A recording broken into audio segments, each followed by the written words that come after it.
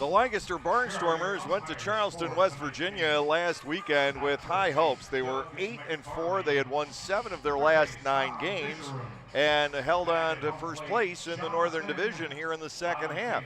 But that series did not go well, nor has the last one against the Lexington Legends.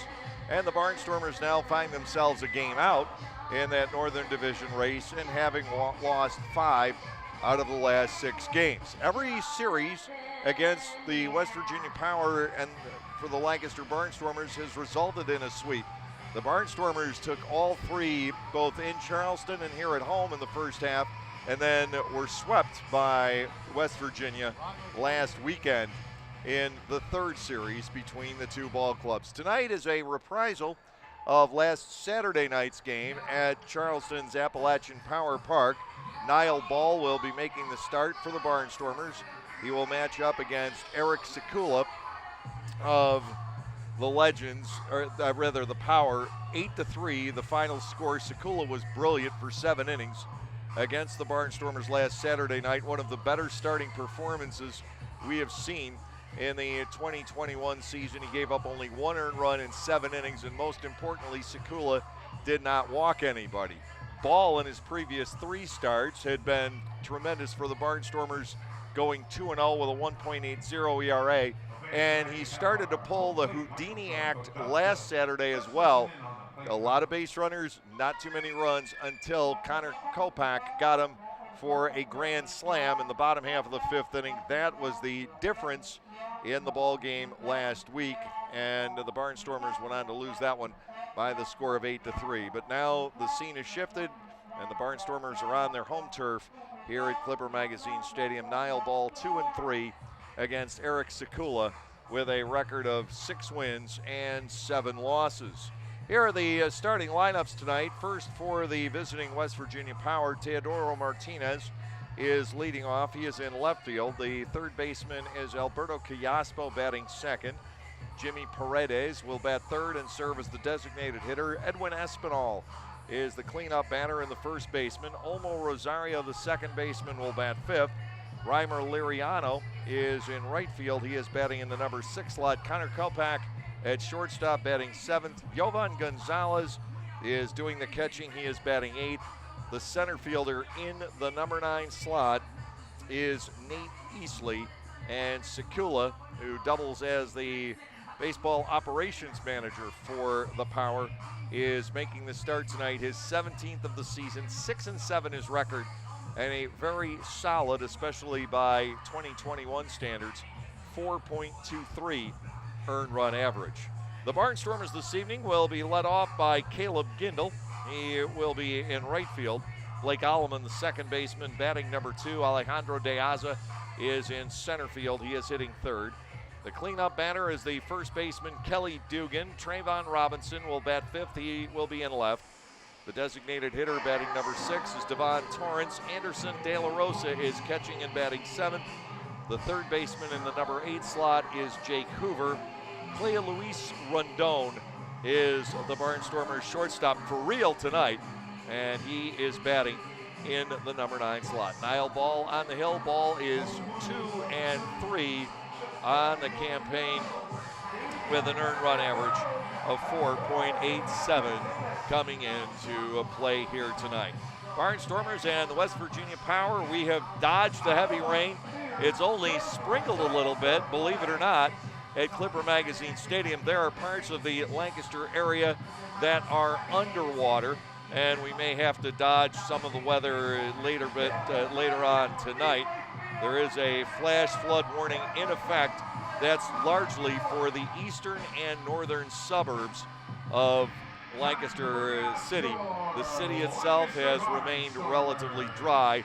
We tend to have a dome over the stadium, and hopefully that dome will hold up again here tonight. The Barnstormers are taking the field now with right-hander Niall Ball expected to make the start for the Barnstormers here this evening. We are delayed slightly because the tarp was on the field.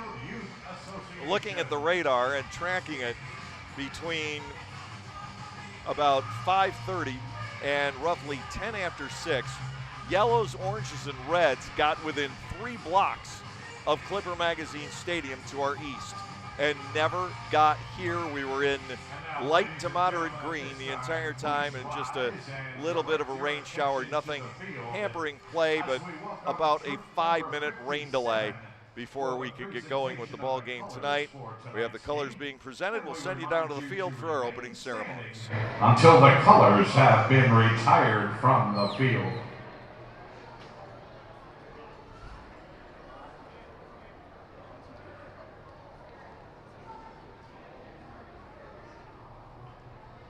Here to perform God Bless America, please welcome Donald Law. God bless America, land that I love. Stand beside her and guide her through the night with the light from above, from the mountains to the prairies, to the oceans white with foam. God bless America, my home, sweet home. God bless America, my home, sweet home.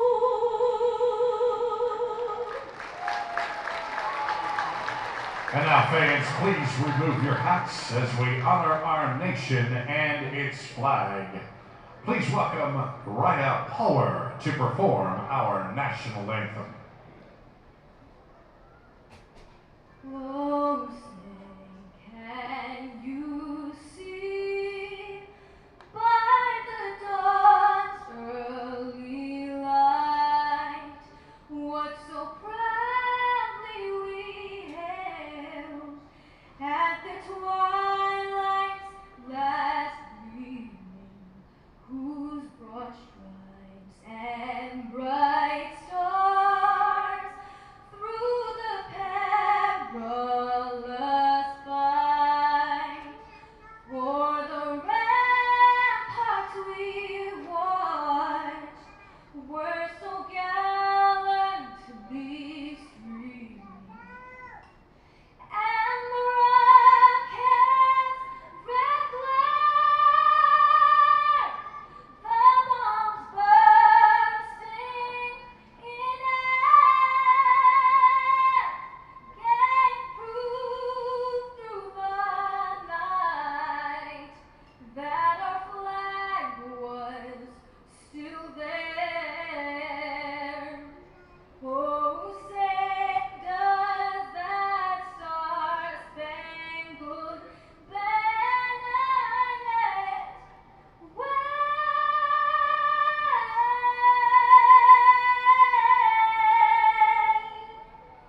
for the land of the free and the home of the brave.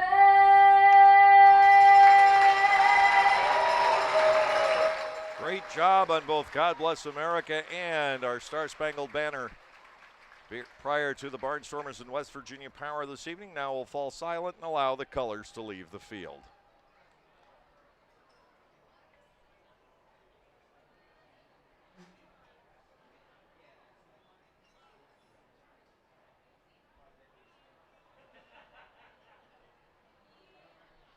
Thank you. On the mound is Niall Ball, 5'11", 207-pound, 24-year-old from Decatur, Georgia, who had been pitching, maybe not brilliantly, that could be overstating it, but definitely with a lot of intestinal fortitude for 3 starts. And despite allowing a lot of hits and a lot of walks, he gave up just a scattering of runs. He had a 1.80 ERA and went 2-0 over those 3 starts. And he had a similar performance going against West Virginia last Saturday night. He was involved in a 2-2 tie going into the bottom of the 5th inning. Looked like he was going to get out of a situation. A leadoff base hit. The runner, Callaspo, ended up at third base with one out, and then the play was made at the plate on Callaspo on an Espinal ground ball. Looked like he was on his way out of yet another jam, and all of a sudden it came apart a little bit, a single, a walk, and then Kopak with the grand slam, and ball ended up on the short end of a 6-2 score, eventually 8-3 in the ball game last Saturday night at Appalachian Power Park. For the season, Ball is 2-3. This is his 8th start. He has faced every Atlantic League opponent once now as a starter. 4.87 ERA, 40 2/3 innings, 48 hits, 22 earned runs. He has walked 29, and he has struck out 20. On the way to the plate is Teodoro Martinez, and I noticed once again kicking the bat. It's not something he just does at home. He does it on the road as well. Right-handed batting left fielder for West Virginia, batting .357. He has 4 home runs on the season, 37 runs batted in, 23 doubles. He ranks among the league leaders in that category. The Barnstormers have Jake Hoover at third, the shortstop Clay Luis Rendon. Blake Allemond is at second, Kelly Dugan at first. The outfield with Trayvon Robinson in left, Alejandro De Aza in center, and the right fielder is Caleb Gindel. Anderson De La Rosa is the catcher here tonight, and we had a meeting of the minds apparently down in the West Virginia bullpen, holding up our game tonight just a tad longer. And now Martinez finally will step into the batter's box to get things underway here this evening. Lights are on under the overcast skies. Occasionally we see a break in the clouds. There are storms around us, but right now we are good here on Prince Street. First delivery is outside and low to Martinez, and we are underway with ball one. 300 down the right field line, 400 to straightaway center, 320 down the left field side here at Clipper Magazine Stadium. Niall Ball back into the motion. He is outside again, and a 2-ball and no strike count. Walks continuing to plague the Barnstormers. They gave up 10 in last night's 9-4 loss to the Lexington Legends. This ball club for the season has yielded 512 bases on balls. A strike taken on the outside corner. Jonathan Lamantina is signaling the balls and strikes tonight. Doug McFarling is the first base umpire, and a guy we have not worked with before, Tom Disharoon, is the umpire on the third base side. 2 balls and a strike to Martinez. Ball 3 is down and away. 3-1 from Niall Ball to Teodoro Martinez. Alberto Callaspo, the switch-hitting third baseman, in the on-deck circle. Here's the motion, 3-1 pitch, and this is hit high in the air behind home plate. De La Rosa spins around. He won't have a play, and it crashes against, it sounded like maybe the signage up above. So it is 3-2 on Martinez. He is currently 4th in the Atlantic League in batting. The man in the on-deck circle, Callaspo, is 2nd. Here's the wind and the pitch, popped up again. This one may be playable. Jake Hoover coming over to the railing and leans into the West Virginia dugout, suspended on the railing, held by De La Rosa to keep him from spilling in. The catch made by Hoover. Martinez retired on the foul pop up to third. You know he wasn't going to get any help from the dugout. They did clear out of the way. Hoover reaching in, dangling on the railing, and De La Rosa grabbed him around the waist and was able to pull him back onto the field of play.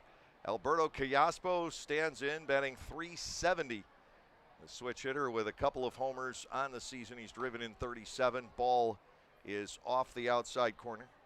And 1-0 on Callaspo, another switch hitter on deck, and one-time Barnstormer Jimmy Paredes. The next delivery is inside and low. Ball falls behind a hitter for the second straight time. 2 balls and no strikes. Jake Hoover has done some great things with the glove since coming to Lancaster, and that another play.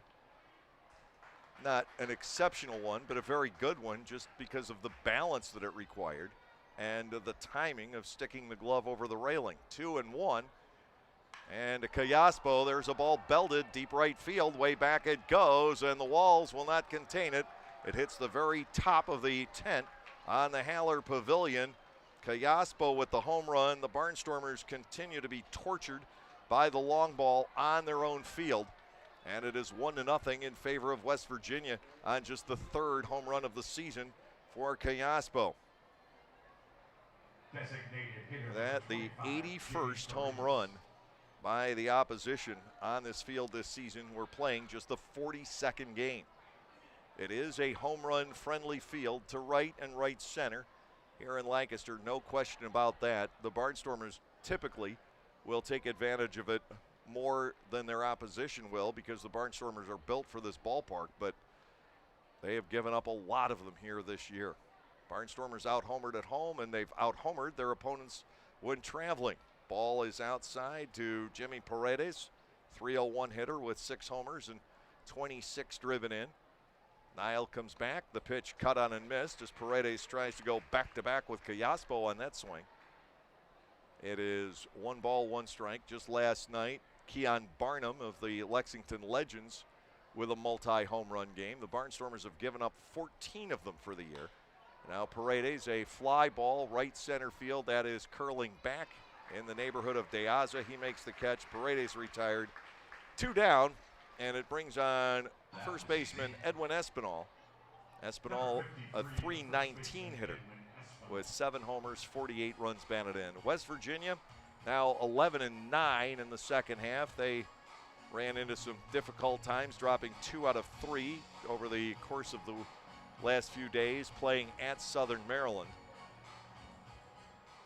The Power still needing to make up 3 games from the first half. They finished 22-35 there. But a much improved ball club. The Barnstormers saw that last weekend. Called strike, it is 0-1. 1-0. West Virginia strikes first here tonight. The Barnstormers certainly not daunted by a run in the first inning. They've given up that first run so many times this year. Breaking ball for a strike, it's 0-2.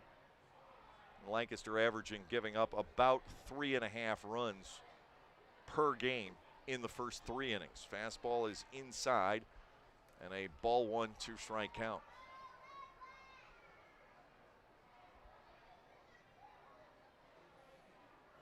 Here's the 1-2. Espinal reaches and misses. He is gone on strikes. That will do it in the West Virginia first, but Kayaspo reaches Nile ball for the 1-out solo home run. 1 run, 1 hit, no errors, nobody left on base. A half inning in the books tonight. West Virginia 1, and the Barnstormers coming up. It's time for the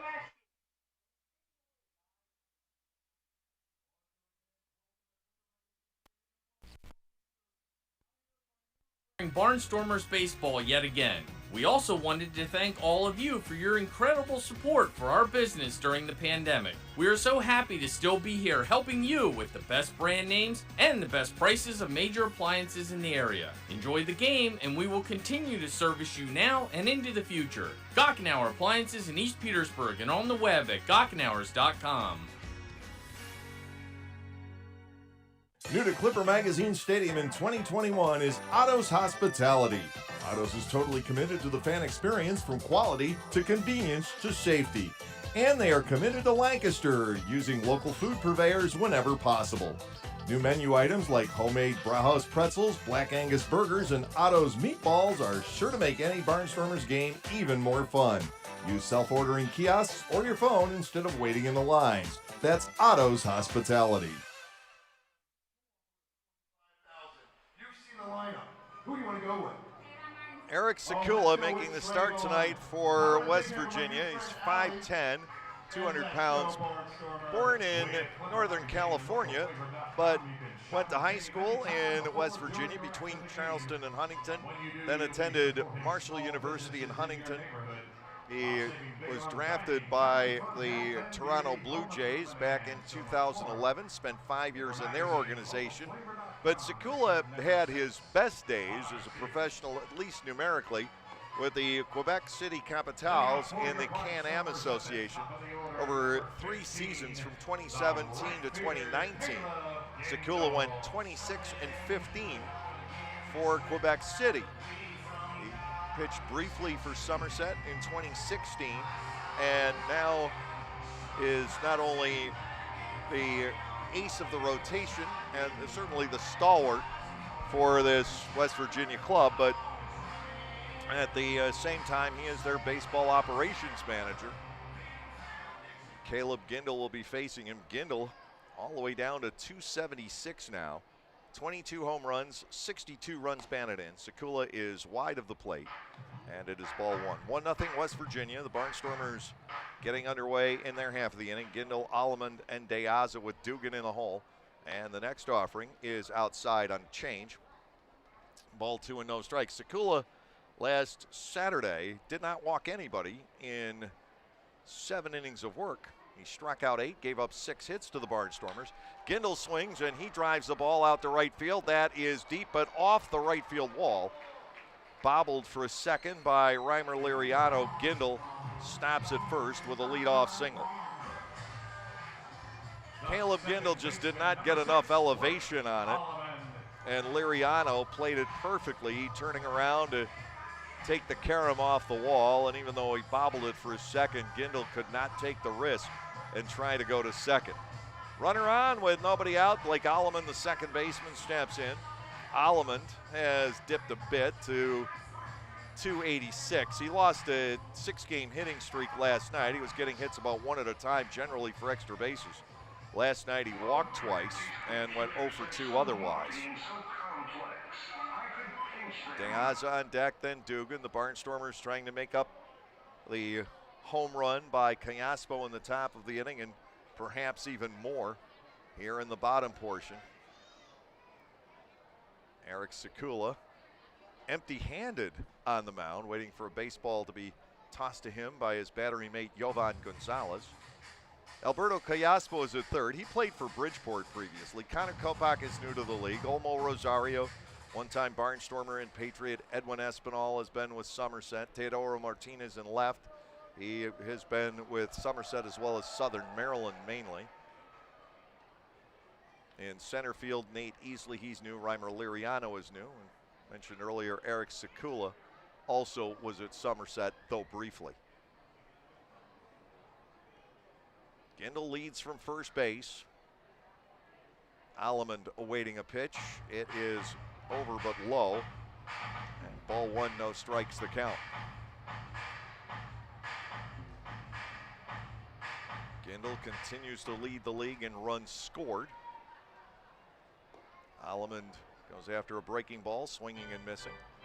It is 1 ball, 1 strike. Caleb has crossed the plate 72 times. The man currently standing in the batter's box, Blake Allemond, is third with 68. Here's a 1-1. Allemond gets underneath and lifts a pop-up on the left side. Kopak, the shortstop, fading back into shallow left, is there for the catch. Allemond is retired, and now Alejandro De Aza will step in. De Aza had tailed off for a while, and he wasn't 100%. He got the entire night off back on Tuesday. He's been the designated hitter the last 2 games, which has shortened his night. He's been a base runner every single time he has come into the batter's box. He has 3 singles and a walk in those 4 plate appearances. His average back up to 314 now with 6 home runs. He has driven in 49. Gindel a runner at first, now with 1 out.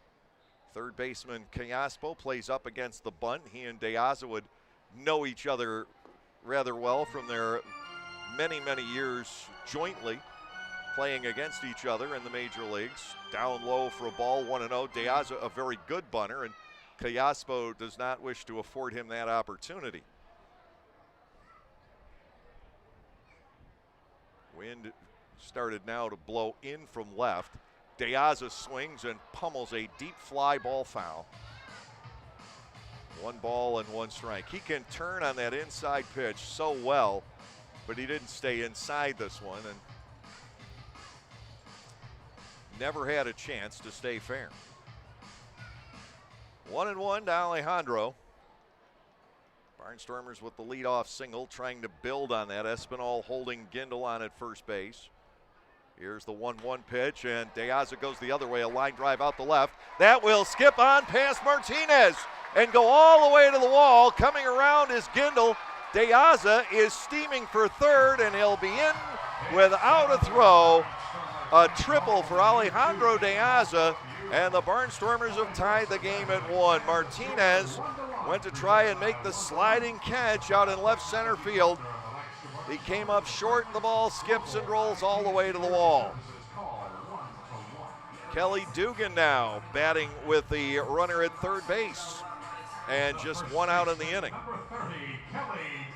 Dugan, 344 with 11 home runs, 61 runs batted in. He's got an 11-game hitting streak, but even more impressively, a 9-game RBI streak, and he's set up for stretching that to 10 games in a row.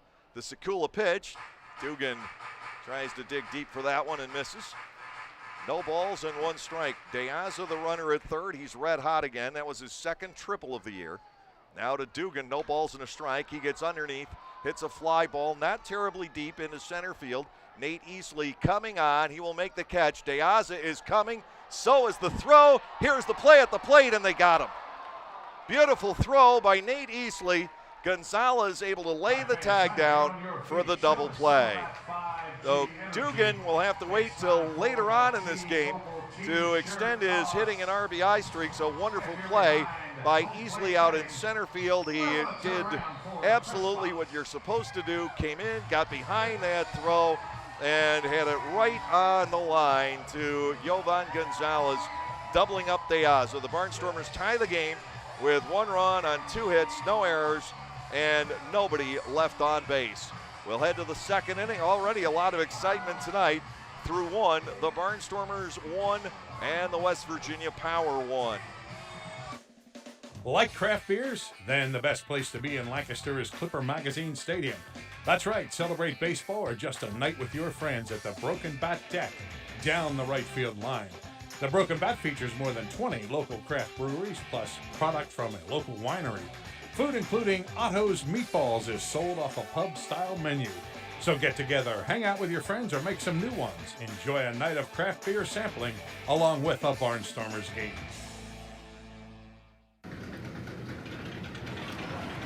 This is the sound of the kind of thrill ride summer was made for. Here's the sound of another one. At the Lexus Golden Opportunity Sales Event, you'll find great deals on our entire line of performance vehicles, including the RCF, LC, and IS. Strap in and then hold on tight. But hurry, the sale ends September 7th. Experience amazing at your Lexus dealer.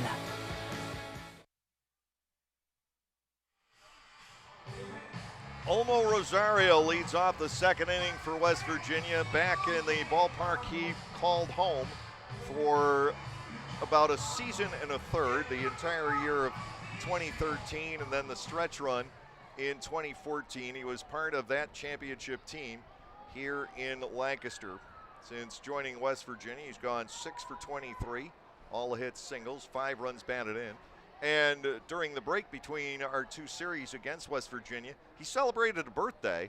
Olmo turned 41 on Tuesday. That is remarkable. Quite the long career in this game for Olmo Rosario, native of the Dominican Republic, lives in California. Ball 1 from Nile Ball is inside, and the count is 1-0 here.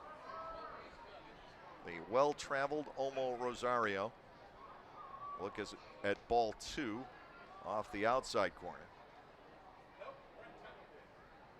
Reimer Liriano, the right fielder, is on deck. The pitch, ground ball, back up the middle. Alleman gets there, spins, throws, and that throw is bounced past Dugan. De La Rosa getting over to back up, and Rosario will get the second. Well, that will be one of each, infield single and then an error committed by Alleman on the throw. It was a great play by Alleman, and I think if he had been able to line up that bounce throw, he would have had a chance to get the out. But Dugan tried to chase that throw down the right field line, and De La Rosa was in position to back up, except the throw was so far down the right field line, De La Rosa couldn't quite get to it either. And Rosario ends up at second base with nobody out. Reimer Liriano will come to the plate. Terrific stop up the middle by Blake Alleman. Ball let it go, but that was basically straight over second base. Liriano played to pull. Alleman slightly to the left side of the second base bag. Hoover guards the line. Rondon in the hole. And the first pitch to Liriano is inside. It is ball one and no strikes. Talking about the career of Olmo Rosario, he has been in this game at the professional level since he signed with Tampa Bay back in 2002, 19 years ago. 1 ball and no strikes on Liriano. Breaking ball gets back to the inside corner. And the strike makes the count 1-1. That was one of 2 organizations that have had Rosario. He also played Double-A for the Giants in 2008. He was with Butch in Nashua in 07. That smashed toward the middle as well, but Alleman was playing there. This throw is much easier and clean. Liriano is retired. Rosario takes third, and the man who provided all the support for Sekula last Saturday night, Connor Kopak, will come to the plate. Mark Minikazi is out having a discussion with Jonathan Lamantina, and it, as far as I know, has to do with the positioning of the Barnstormers infielders.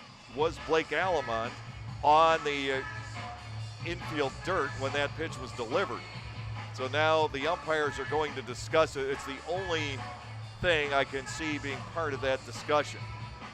Rosario at third with 1 out in this second inning. The shift is allowable in the Atlantic League in 2021. That was perfectly okay. The question is whether or not Alleman started that play with at least his toes on the dirt. We don't have replay.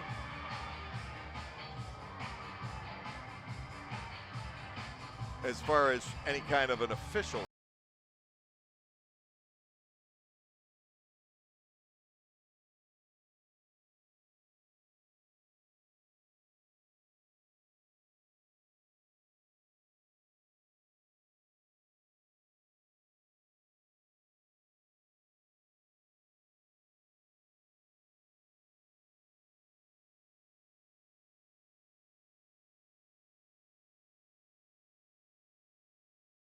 But started to catch up last weekend. I believe he was 1 out of 20 to open his Atlantic League career.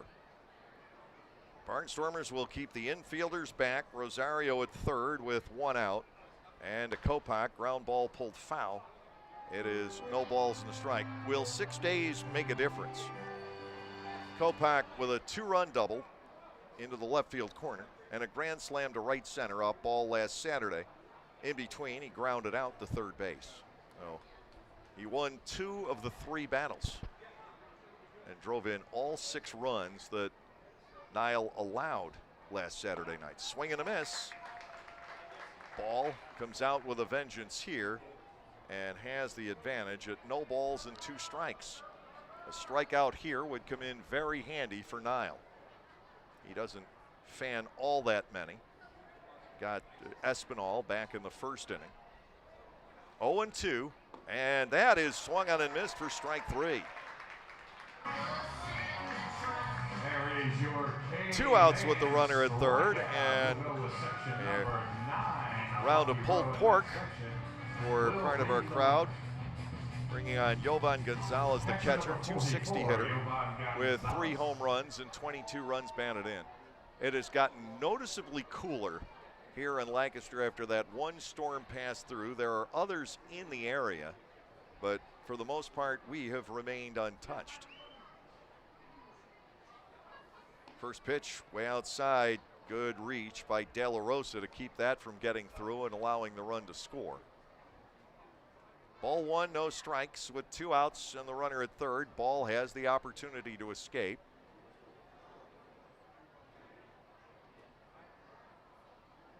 Here's the wind, the next pitch. Finds the outside corner. Breaking ball is there, and it's now 1 ball and 1 strike. It is very overcast here. But the latest has us perhaps getting a round of storms in about half an hour. Breaking ball is outside and low, 2-1. Could be a very wet next few days on the East Coast. Current forecasts have it all clearing out tonight by about 9 o'clock. Check swing.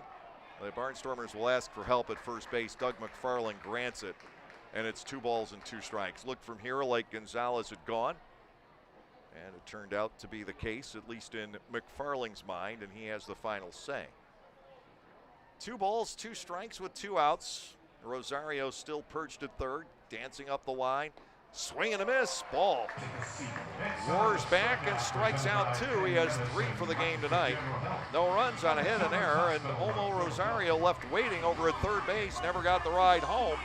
The Barnstormers will come up in the bottom half of the second inning in the 1-1 tie. It is not a beautiful 74 degrees right here, but at least it's not raining and downpouring, all right? Hey, $2 bill here, aka the rare one.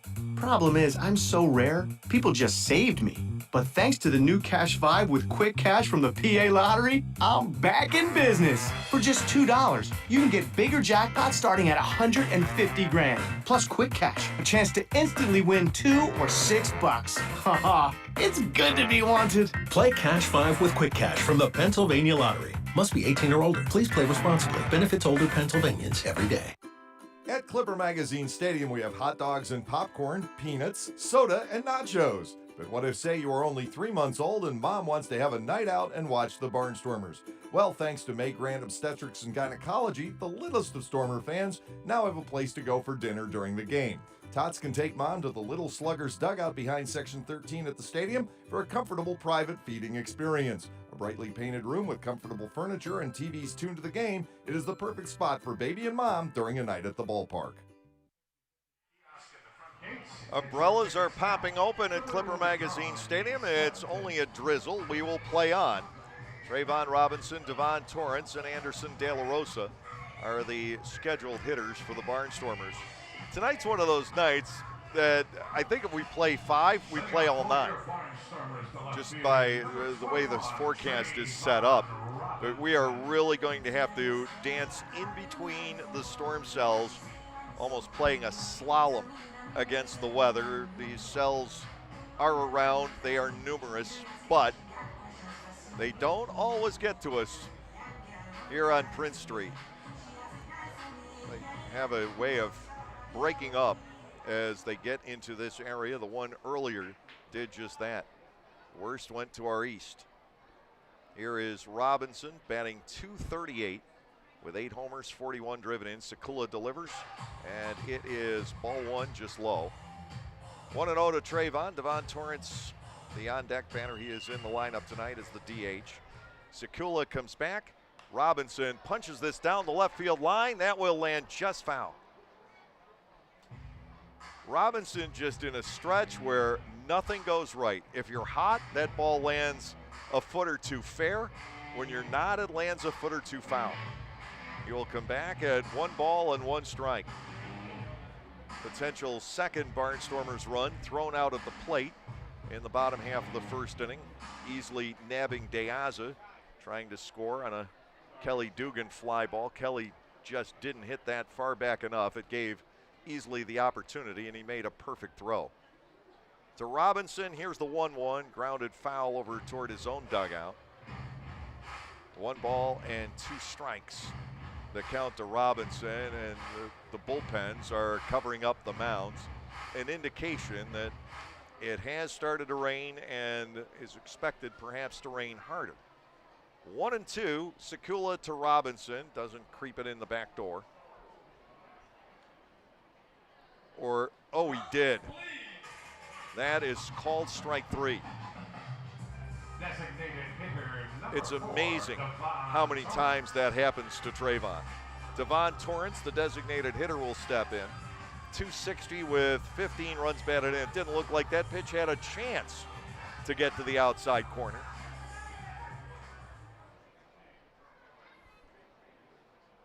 One out as Torrance digs in. Sekula to Devon. Ball one is outside, 1-0.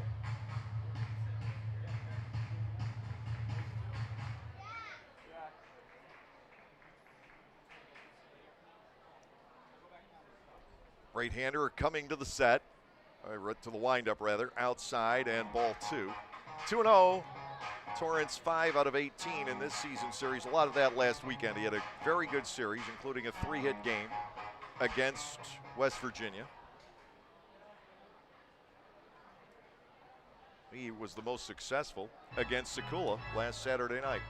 Fouled up to the skyboxes on the third base side. 2-1 the count to Torrance. He had a single in the second, a double in the fourth, and a single again in the seventh inning. Sekula back to work on Devon Torrance at 2 balls and a strike in this tie game. The pitch is low and ball 3. It is 3-1. We really have to wait for Jonathan LaMantina because he backs up a lot as if he might call a strike. Here's the 3-1 pitch. Torrance cuts and misses. 3-2 now to the designated hitter. Anderson De La Rosa waits on deck. De La Rosa has only 1 hit against West Virginia all year. And he went 0 for our trips to Charleston. And a homecoming for him. One-time West Virginia power player. 3-2. Jammed is Torrance. He floats this to the shortstop. Easy play for Kopak. 2 up and 2 down in the bottom of the second inning with De La Rosa coming in. 257 hitter overall with 4 home runs and 39 driven in. Sekula has retired 3 in a row since the Deaza triple. Be interesting to see, or would have been interesting to see, how that bottom of the first would have played out had Martinez been a bit more conservative on the opposite field gapper by Deaza. Barnstormers might not have a run on the board. That's the risk you take. 2 outs, base is empty, and De La Rosa will see ball 1.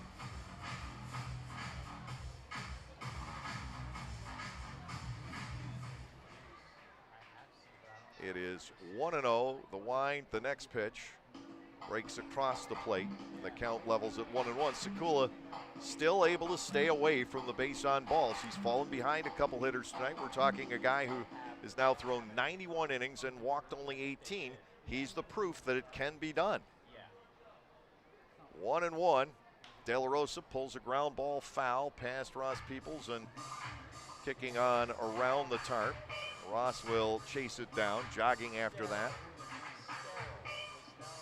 Tossing it to the West Virginia pen, which was the closest place to underhand that loose baseball. 1 ball, 2 strikes to De La Rosa. 2 outs, base is clear. The motion, Sekula to the plate, fastball way upstairs. 2 balls and 2 strikes. Niall Ball and Eric Sekula embroiled in a 1-1 tie. They're fairly used to this. It was 2-2 for quite a while last Saturday night in Charleston between the two. 2-2 pitch, line drive, and that's into right center, a base hit for Della. That is his 3rd, or the team's 3rd, I should say, and his 3rd of the last couple of nights. Jake Hoover will come to the plate. Hoover also has cooled off the last few days.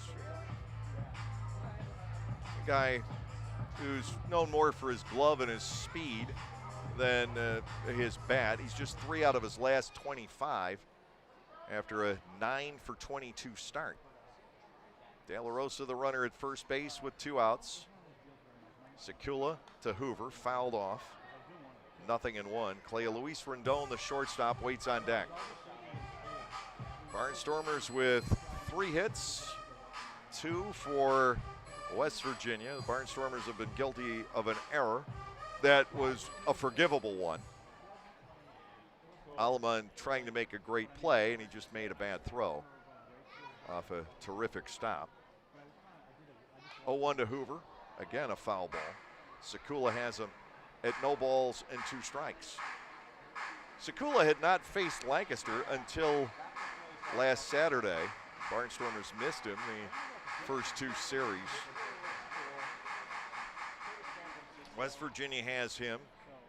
Long Island has Joe Iorio, and Southern Maryland has Darrell Thompson. And they have been those stalwarts, just anchor a rotation. The Barnstormers have been missing that. DeSabatino, the closest thing that Lancaster has had, but still Dom very young. Fastball high and outside, ball 1, 1 and 2. We're talking the guys who can go 7 or 8 innings when the bullpen needs that basically a night off. 1 ball, 2 strikes to Jake Hoover. De La Rosa leads from first, held by Espinal there. Barnstormers trying to build another run. Here's the 1-2. Hoover lets that go, and ball 2 is off the outside corner. So he has fought back to 2-2.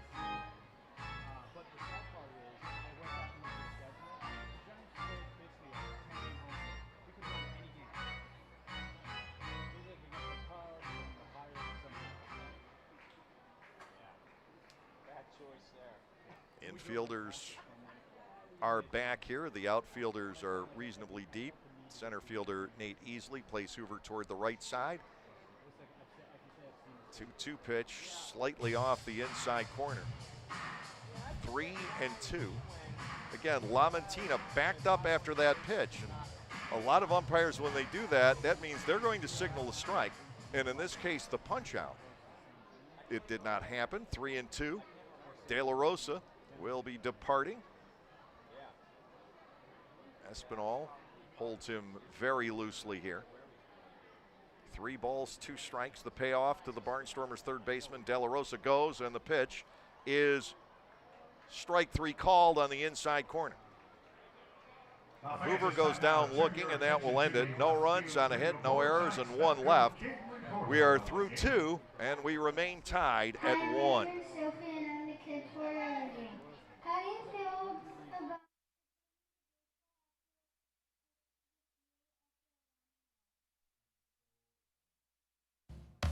When everyone has a different craving, Wegmans Meals to Go has it all. All right now, all in one delivery. Pizza with the kids' favorite toppings, a delicious sub made the way you love, fresh sushi for the whole group, and so much more. It's how busy people get busy eating the meals they love. Order on the Meals to Go app or at mealstogo.com to make everyone happy. Wegmans Meals to Go. All your favorite meals all in one delivery. Like craft beers? Then the best place to be in Lancaster is Clipper Magazine Stadium. That's right, celebrate baseball or just a night with your friends at the Broken Bat Deck down the right field line. The Broken Bat features more than 20 local craft breweries plus product from a local winery. Food including Otto's Meatballs is sold off a pub-style menu. So get together, hang out with your friends, or make some new ones. Enjoy a night of craft beer sampling along with a Barnstormers game.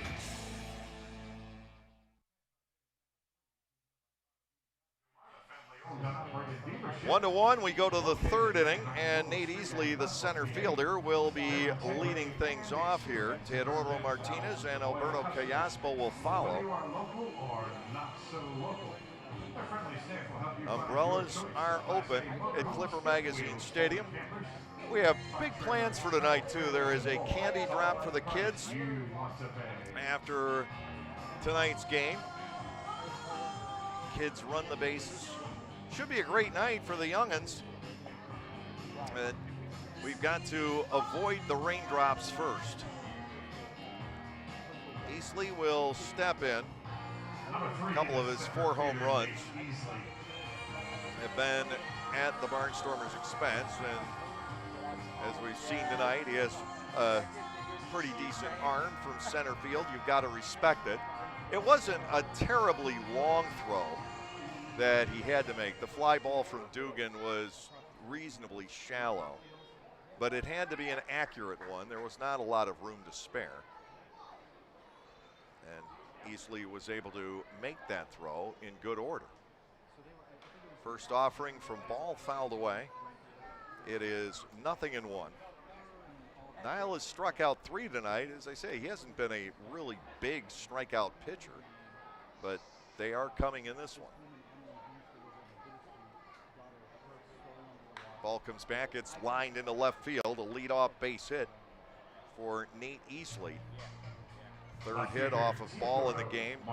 Teodoro Martinez, the left fielder, will come to the plate. Martinez fouled out his first time up. The hits are now even at 3 apiece.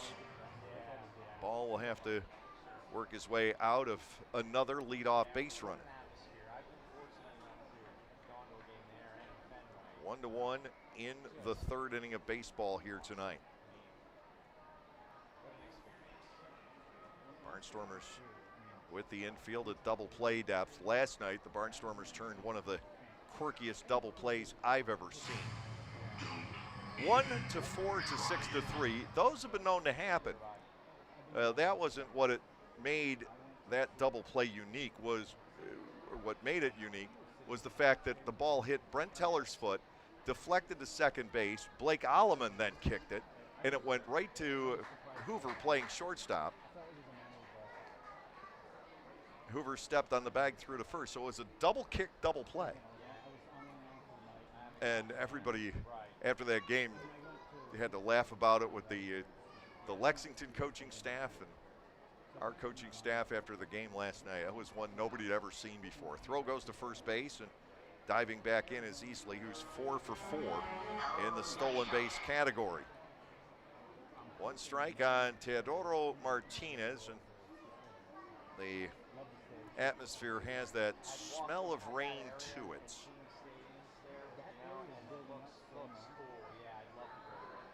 Throw to first again, and Easley is back. That's probably as close as Niall Ball is going to get here. He has a very good move to first base.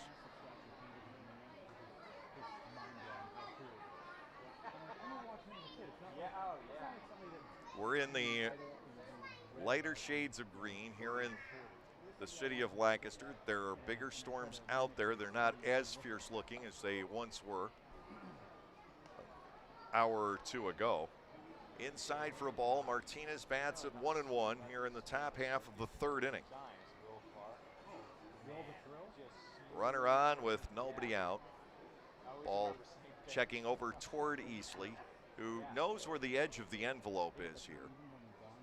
Doesn't have a huge lead. Ball drops it low. 2 balls and a strike.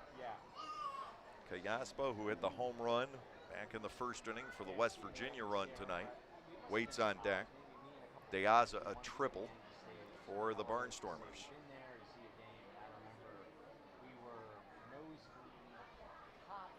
Niall Ball works to Teodoro Martinez, 2 balls and a strike. Time is called.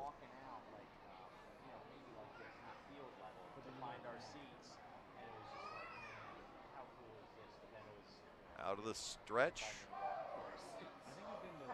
2 balls, 1 strike, and it's popped up first base side. Dugan appears to have room, coming over toward his own dugout. He'll make the catch before tumbling down. Teodoro Martinez is 0 for 2.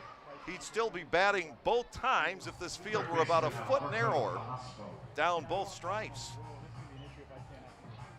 Hoover leaned into the third base dugout in the first inning, and Dugan nearly took a tumble down the steps here. He wasn't leaning over the railing because there wasn't one where that foul pop-up occurred.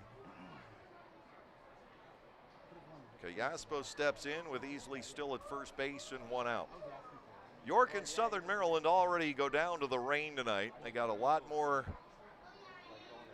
in York than they have here. Breaking ball stays outside, and it's ball 1 on Callaspo. 1-0. York Stadium will get hit a lot more often than this one does, and relative to downtown, they're situated almost identically. Just on the north side in both cases. It's amazing the difference that the contour of the river and the hills along the Susquehanna can make in steering the weather patterns. to Callaspo. Ball 2 is outside. 2-0. Jimmy Paredes waits on deck. Gastonia and Lexington in an all-out war at Caramount Health Park. It is 6-4 Gastonia in the bottom of the first inning. Boy, they've had some high-scoring games lately. 2-0 pitch. 3-0. The count on Callaspo. Ball got the big first out, retiring Martinez. Still has to deal with Easley at first base. Callaspo is up there, 3-0. Runner goes. Pitch is a called strike. The throw from De La Rosa is high, and in easily is Easley at second base. 3-1 now on Callaspo with the runner moved to scoring position. Easley got a decent start there. De La Rosa's throw would have had to have been perfect. There may have still been a window, but it was very narrow. Long Island leading High Point 1-0. Game is in the top half of the second inning at Truist Point. Darren Downs and Bryce Henley, the opposing starters there. It's A.J. Merkel and Davis Feldman in the game at the Lexington. That is ball 4 down low. First and second for Paredes.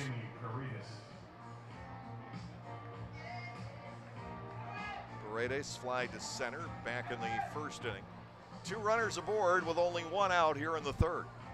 A couple of starts ago, Niall faced this situation 5 times and did not allow the runner to score in any case.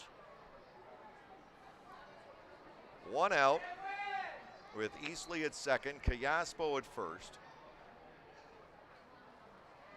Ball delivers, that is cut on and missed for strike 1.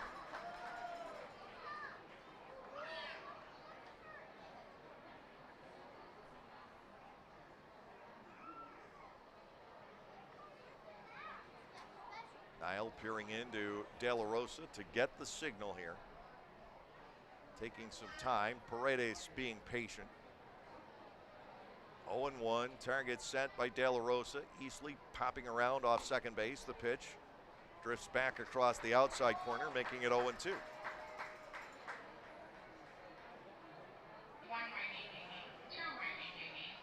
6:30 tomorrow night for the second game of this series. Fireworks will follow, and we'll wrap it up here at 1 o'clock on Sunday afternoon. Paredes batting 0-2. Espinal waits on deck. Here is the pitch. Paredes rips a foul, and that scatters them in the Barnstormers dugout. It hit the padded pole at the top of the fence, but they didn't know that for sure, and nobody wanted a part of that wicked liner off the bat of Paredes. Still 0-2 on the DH.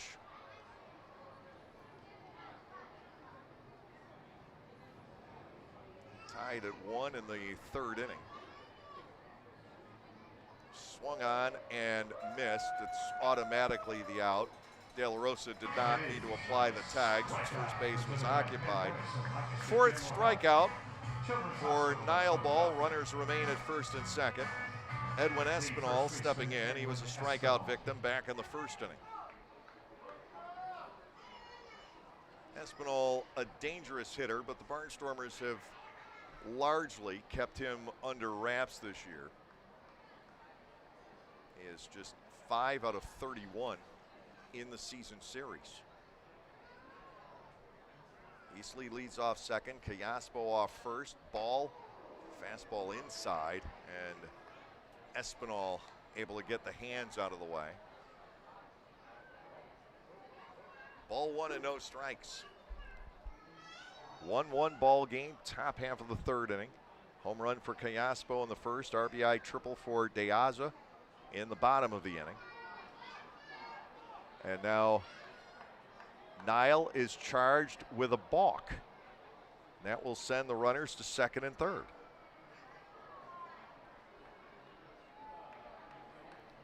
The balks continue to pile up. Barnstormers have been charged with 5 in about the last month or so, 2 of them in really crucial situations. Ball can still get out of the inning by retiring Espinal. And now he's charged again. 2 balks in a row. And Ross Peoples is going to come out and inquire why from the third base umpire, Disharoon. And are we having that situation again? The balk interpretations are getting really strange around the Atlantic League. Niall Ball claiming it's just part of his motion. He's coming to a set. Disharoon has called a balk, 2 pitches, 2 would-be pitches in a row, and it brings the second run home. And Ross is inquiring as to why this is happening. Tyler Laporte was charged with one in an absolutely critical situation against Southern Maryland. It happened last Friday night in Charleston to DeSabatino. Then we saw it the next night to Eric Sekula giving up a really bizarre balk. And now Ball is charged with 2 in a row by Disharoon, the third base umpire. And it just seems that there are some different interpretations of the balk rule around the Atlantic League. Ball certainly didn't understand what he had done there, and Ross comes out to inquire. So to Espinal, the ball is slapped to short. Rendon with an easy play pulls Dugan into Espinal's path, but Espinal nicely slows down. It ends the inning. The run scores on the balks. There was 1 hit in the inning. 1 man left on base. We'll go to the bottom of the third. It is 2-1 in favor of West Virginia.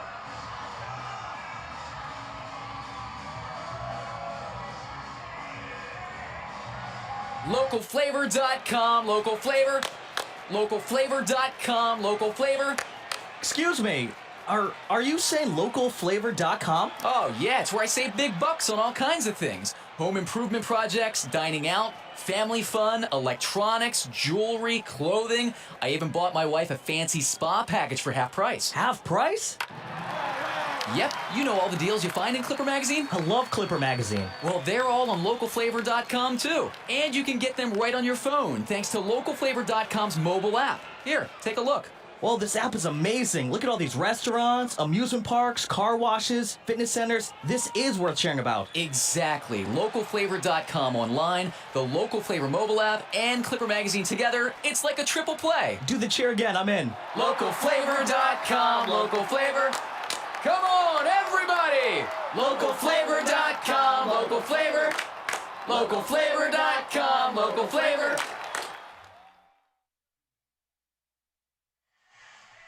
Well, the Barnstormers are down by 1 on consecutive balk calls. Russ fills me in after the game is over on what these rulings have been on some of these balks. It's led to his only ejection in his managerial career. It was the one here, charged to Tyler Laporte. That one was a little more understandable than some of what we have seen recently. Now, there may be a perfectly logical explanation. I'm not saying that Disharoon is wrong, but certainly Niall did not understand after the first one what he had done wrong, and he repeated it. And those 2 balks cost the Barnstormers the go-ahead run in the top of the third inning. Here's Rendon, 255 with 5 homers, 40 runs driven in. Eric Sekula, a stocky right-hander, will go to work. Pitch breaks to the inside corner, and Rendon finds himself down a strike at his 0-1. Rendon had a good series at Charleston last weekend. He's hit .440 against this club for the season. No balls, 1 strike. Sekula back to work. Rendon takes a breaking ball, and that's on the outside corner for strike 2.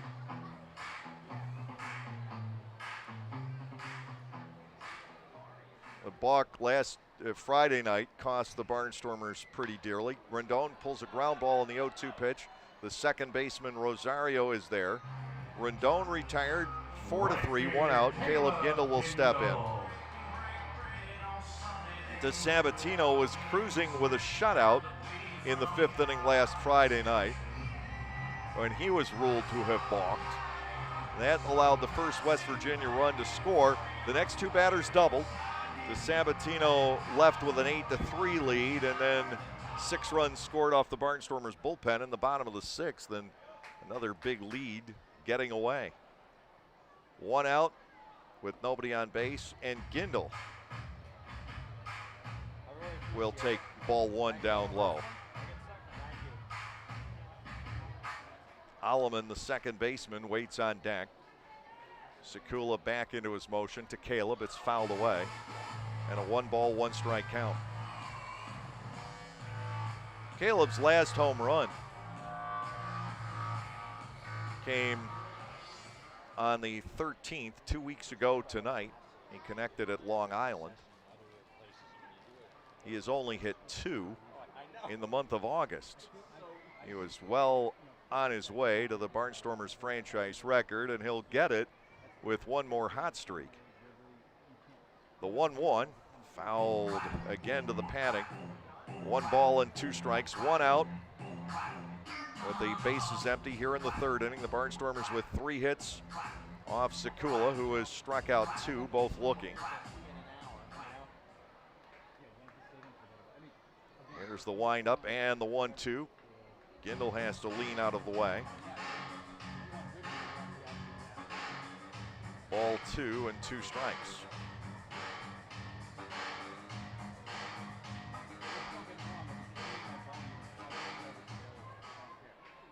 Defense slightly to the right against Caleb.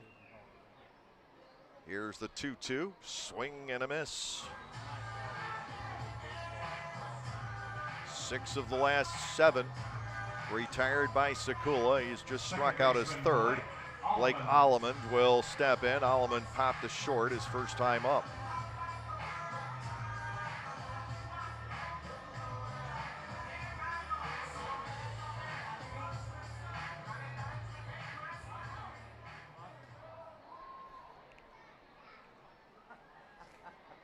Two outs, bases clear. Time is called.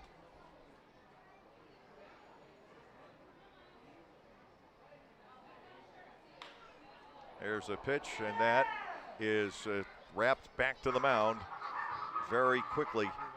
Alleman is dispatched. The Barnstormers are out 1-2-3 in the bottom half of the 3rd inning. We're done with 3 tonight, and West Virginia continues to hold the lead by the score of 2-1. Chicken number 1. Bummer, the Barnstormers are on the road and you're looking for something to do. Clipper Magazine Stadium still has the answer for family fun. The summer movie series returns, presented by Lidl Supermarkets on selected nights throughout the summer season. Bring the kids out to the ballpark for family-friendly movies.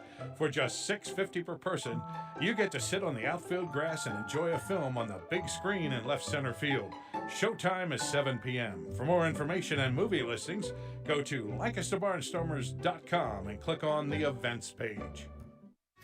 72 years and 4 generations and still going strong. We are Gochenauer Appliances in East Petersburg, and we want to be your appliance store now and into the future. We sell all the best brand names of appliances at the very best prices. We also deliver, install, and service what we sell. Shop local and with your 4-generation hometown appliance store. Come to Gochenauer Appliances and see what a great appliance purchase experience is all about. You can even shop from home now at Gochenauers.com. Thanks for your support.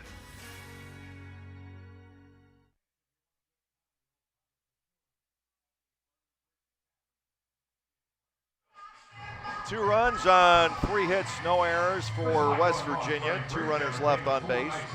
The Barnstormers have 1 run on 3 hits with 1 error. Lancaster has stranded only 1.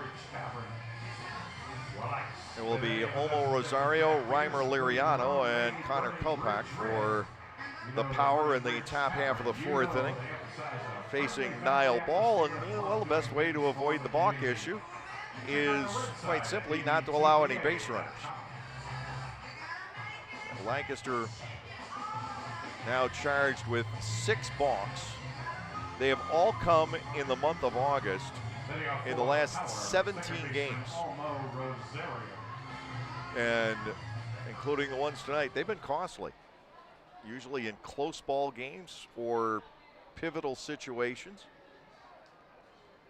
Ball was able to at least settle down and get the last out and didn't give up anything else. Ball one is low to Rosario, 1-0.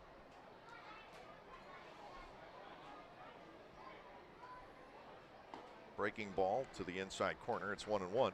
The first of those balks, charged to Tyler Laporte, came on a play where the Barnstormers had appeared to pick up the final out of an inning to keep a game tied at 6. High fly ball, left center field. Robinson and De Aza will converge. De Aza makes the call and latches on. Rosario retired, 1 out. Reimer Liriano comes to the plate. Liriano out 4-3 back in the second inning.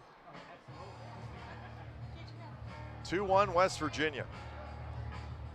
Playing through an occasional drizzle here at Clipper Magazine Stadium.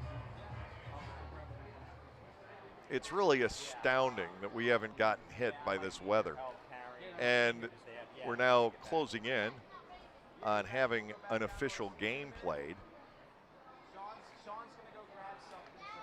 Took the risk by starting it here tonight, and it looks like that risk might pay off. 1 out. Liriano stands in, ball to the plate, grounded foul up the third baseline for a 0-1 count. Speaking of games against Southern Maryland where things got crazy this year, we talked about the balk on one of West Virginia or Southern Maryland's earlier trips. We played through an absolute downpour in the 5th inning. Southern Maryland scored 3 to break a tie. Defeated the Barnstormers by the score of 4-1 in a game shortened to 5 innings. No balls, 2 strikes to Liriano. The wind ball fires wide on his fastball. It is 1 ball and 2 strikes. Shift is on against Liriano, who grounded up the middle to Allemond back in the second inning. 1 ball, 2 strikes. Ball will deal. The slider, swing and a miss. Strikeouts continue to come for Nile tonight. That is his 5th. We'll bring on Kopak, who went down swinging his first time up. This is the high strikeout total for a single game for Nile since coming to the Barnstormers. He had struck out just 20 in 40 2/3 innings coming in, and the previous high was 4 strikeouts in his very first start.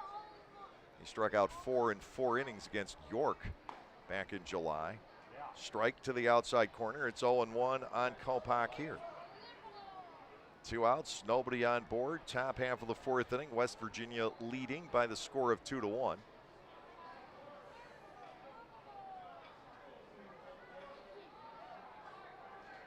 Nile rears back, firing and missing. Ball 1, strike 1. De Aza, Dugan, and Robinson are the scheduled hitters in the bottom of the 4th inning.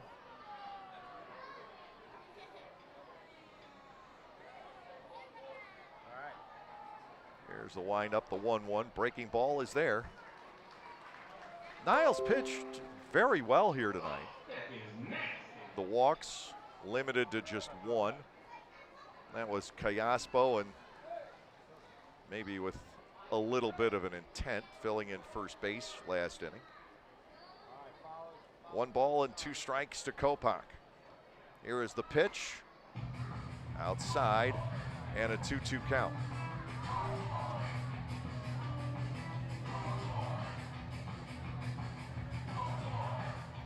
Two and 2 with 2 outs, base is empty. Ball with the shirt unbuttoned.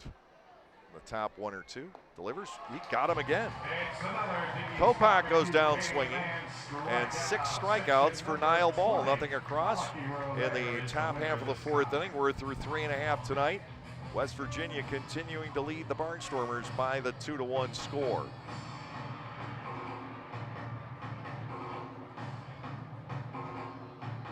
Hey, $2 bill here, aka the rare one. Problem is, I'm so rare, people just saved me. But thanks to the new Cash Vibe with quick cash from the PA Lottery, I'm back in business. For just $2, you can get bigger jackpots starting at 150 grand. Plus quick cash, a chance to instantly win $2 or $6. Haha, it's good to be wanted. Play Cash 5 with Quick Cash from the Pennsylvania Lottery. Must be 18 or older. Please play responsibly. Benefits older Pennsylvanians every day. When everyone has a different craving, Wickerman's Meals to Go has it all. All right now, all in one delivery. Pizza with the kids' favorite toppings. A delicious sub made the way you love. Fresh sushi for the whole group, and so much more. It's how busy people get busy eating the meals they love. Order on the Meals to Go app or at mealstogo.com to make everyone happy. Wegmans Meals to Go. All your favorite meals all in one delivery.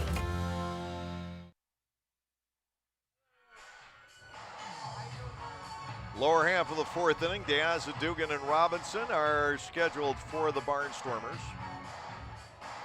It looks like, once again, the rain has us surrounded. It's not nearly as intense as the storm that passed through a couple of hours ago, mostly to our east. All it did at that point was sprinkle here at the stadium also.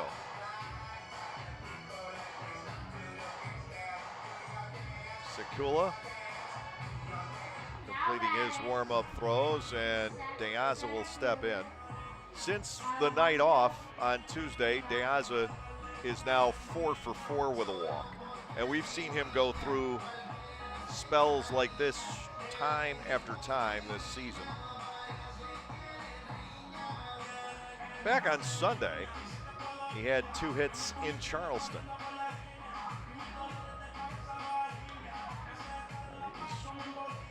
Down close to 300, and that has been lifted back now to 317. The RBI in the first inning was his 50th of the season. He joins Galen, Gindel, and Dugan at the half-century mark. It is a ball upstairs, 1-0. 3 hits and a run for the Barnstormers off Sekula again. He has not walked anybody. And if you don't walk the Barnstormers, you don't give up walks. Ball 2 is inside, 2-0. The Barnstormers lead the league in drawing them as well as giving them up.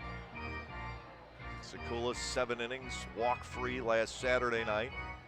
3 innings so far tonight. And the Barnstormers are used to having those walks as building blocks to score a lot of their runs. 2-0 on Deaza.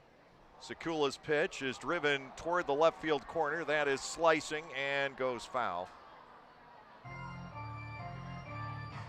Alejandro bidding for his second opposite field extra base hit of this game. And it's amazing to watch Alejandro and know that he is pretty adept at hitting to the opposite field when he is as close to the plate as he is. 2 balls, 1 strike to the Barnstormers center fielder. Lancaster down by 1 here in the bottom of the 4th inning. The deciding run to this point, scoring on a balk, and not just 1 but 2 in the top of the 3rd. Fouled back by Deaza. 2 balls and 2 strikes. 7 of 8 retired by Sekula since Deaza's triple on the sinking liner to left center that skipped past the diving Teodoro Martinez. That drove in Gindel with the Barnstormers run in the 1st inning. Deaza bats 2-2. Sekula into the wind, and it is ball 3, a little bit upstairs, 3-2. But not only can the automated balls and strike system keep us guessing for a second, but Jonathan LaMantina, the plate umpire tonight, tends to add to that as he steps back. 3-2. Deaza rolls that foul up the 3rd baseline. Continuing at 3 balls and 2 strikes.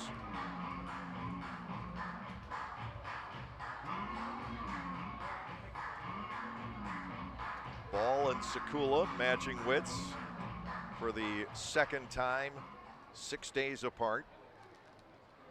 First one went to West Virginia, and the Power leading tonight by that 2-1 score. 3 balls, 2 strikes to De Aza. Here is the payoff pitch, whistled foul into the first base seats. It hit a railing, and we will continue at 3-2.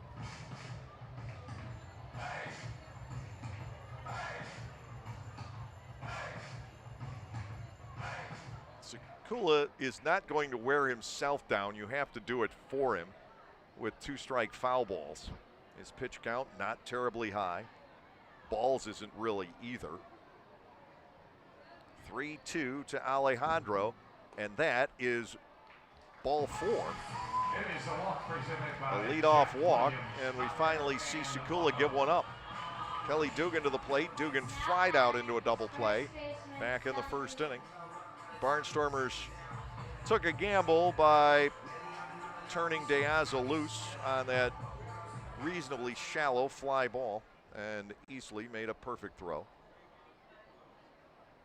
De Aza, the runner board, 9 for 13, stealing bases for the season. He's held by Espinal. The set, and to Dugan. Kelly gets underneath. A pop-up on the left side.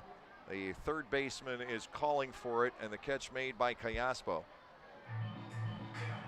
Dugan's retired. Robinson will step in. He struck out looking back in the second. The Barnstormers will get Melvin Mercedes back. Again, there's no fixed date for Melvin's return. My guess is that it's somewhere from 5 to 10 days out. And pitcher Ryan Eads, who was signed before the clubs got here for spring training, he was picked up by Seattle, will be joining us over the weekend. Ball is low and away to Robinson. It's 1-0. There's no indication yet when Eads will be making his first start, whether that will come Sunday against West Virginia here or whether it will occur at Southern Maryland, which I guess would be fitting because Ryan Eads did play in the big leagues for the Orioles. Robinson up there at 1 ball, no strikes. De Aza leads off first. And to Trayvon, check swing, but a strike taken. It is 1-1. Barnstormers need him to get going again, and they need Gindel to get going again. You don't know how long it will take Mercedes to reacclimate. The Barnstormers' offense has been in a lull. They've been able to win games, at least their share of them.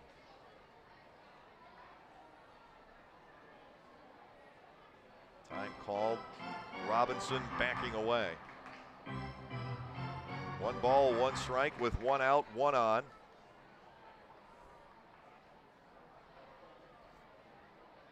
Torrance waiting on deck. Sekula to the high set position. Glove under the chin. He delivers to Robinson and serves in strike 2. Robinson is especially cold from the left side of the plate.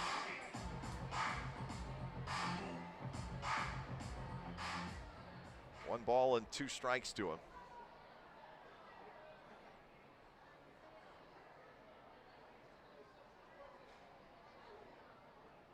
Hitting in tough luck as well. I mean, very little going right. 1 ball, 2 strikes. De Aza with the short lead. He's going to go. The pitch is outside. Setting up Gonzalez. Throw to second base is in time. And the Barnstormers lose De Aza on the bases for the second time in the game. Ross trying to get things going, and De Aza had a very short lead. The pitch set up Gonzalez perfectly. It was almost in pitch out territory. No, it's 2 outs with nobody on. 2 balls and 2 strikes to Trayvon.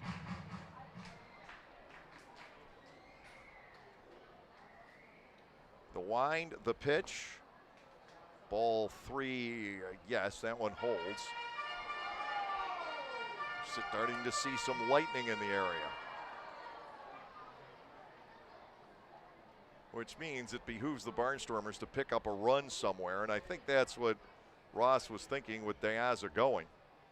Here is the payoff pitch, and Robinson now picks up a walk, bringing on Torrance.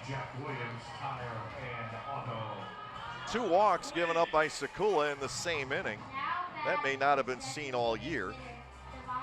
Devon Torrance, the designated hitter, will come to the plate. Torrance popped to the shortstop back in the second inning. I would not at all be surprised to see Robinson running here as well. He's 12 for 12. A clean record, stealing bases. If he feels he can get a jump, I think he takes off. Torrance largely a singles hitter. And he does go. The pitch is taken for a strike. The throw by Gonzalez, and he's 2 for 2. Robinson is thrown out. The Barnstormers lose both here in the 4th inning. Gonzalez with 2 perfect pegs. No runs, no hits, no errors, nobody left. We'll go to the 5th inning with West Virginia continuing to lead by the score of 2-1. We are saying happy birthday to Pop. Also, happy birthday to Johnny Zlagowski. You can enjoy a night at the ballpark and help out the United Way of Lancaster County. All you have to do is spend 3 hours as an usher during a Barnstormers home game, and the ball club will donate $20 in your name to the United Way program of your choice. Be a friendly face, have fun, and raise money for your favorite local charity. To sign up, go to the LancasterBarnstormers.com website and head to the community link, and we'll see you at the ballpark. This is the sound of someone looking out for the safety of a loved one. Come here, honey. Let's get you buckled up. And this is the sound of a Lexus looking out for someone else on the road. At the Lexus Golden Opportunity Sales Event, you'll find great deals on our full line of vehicles, each with our advanced standard safety technology. But hurry, the sale ends September 7th. Experience amazing at your Lexus dealer. Pre-collision system with pedestrian detection is not a substitute for safe and attentive driving practices. See owner's manual for additional limitations and details. Well, the Barnstormers have seen that they really can't hit the ball for much power against Eric Sekula, so they go to plan B, and that is running the bases aggressively. And more often than not, that works for this Barnstormers ball club, but definitely not tonight. They have lost 3 base runners in 3 tries. De Aza tagging and trying to score on the Dugan fly ball in the first, and then 2 stolen base attempts in the bottom half of the 4th inning, and as a result, they still trail 2-1. How successful had the Barnstormers been in stolen base attempts? Prior to that inning, they were 96 out of 114 on the season. Well, that is well over an 80% success rate. But they get snuffed out on both tries in the bottom of the 4th inning. Jovan Gonzalez, who made those 2 throws, steps in to get the top half of the 5th inning underway for West Virginia. Score remaining 2-1, but the battle may not just be against West Virginia for the Barnstormers. It could be against the weather as well. Nothing yet at the stadium. It is so often happens in this area. We are surrounded by some fairly heavy showers and thunderstorms. Inside, a ball to Gonzalez. It is 1-0.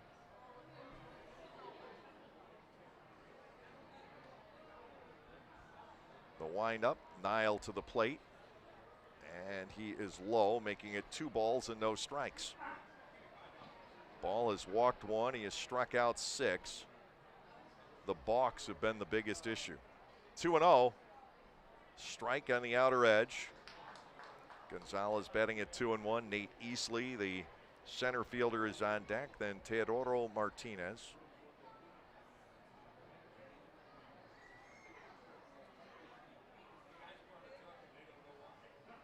De La Rosa giving the signs. Here's the 2-1 pitch.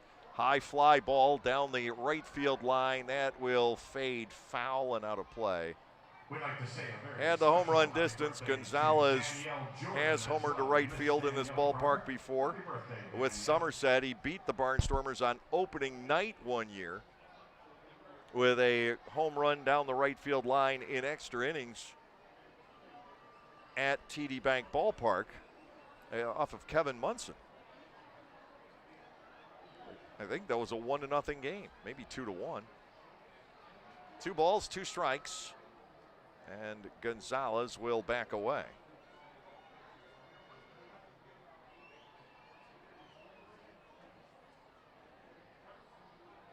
Ball to the plate, and his slider claims another victim.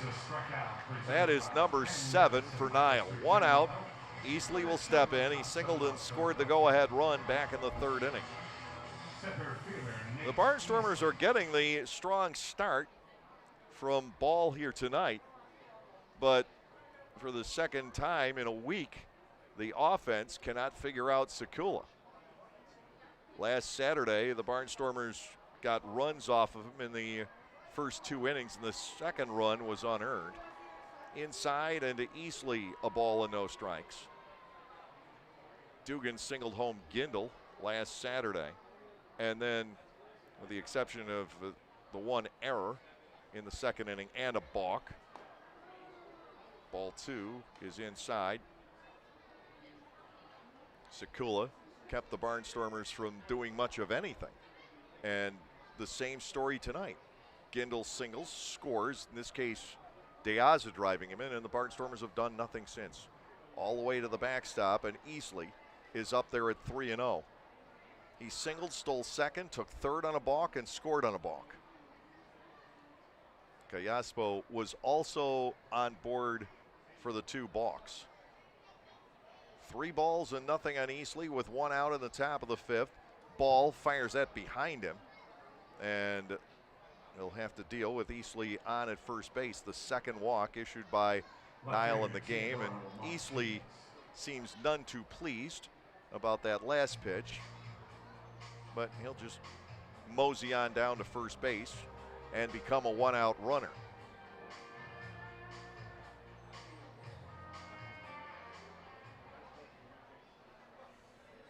Teodoro Martinez now in. He is fouled out to each corner infielder right at the adjacent dugout.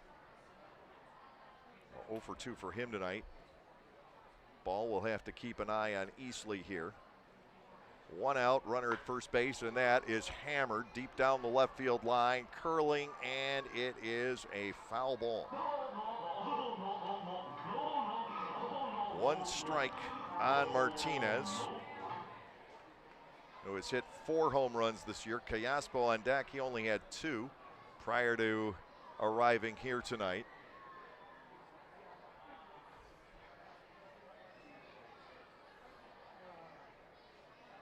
Infielders set, double play depth. Niall has gotten 3 ground balls along the way. 2 converted into outs. 1 was a great stop by Alleman, and then he made a wide throw. 0-1. Easley has not broken for second yet. Ball checks him.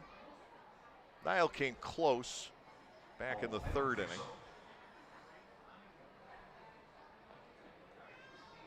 No balls and 1 strike to Martinez. Callaspo, a switch hitting third baseman, the veteran, mostly American leaguer. Waiting on deck. That breaking pitch misses. It is ball 1, strike 1.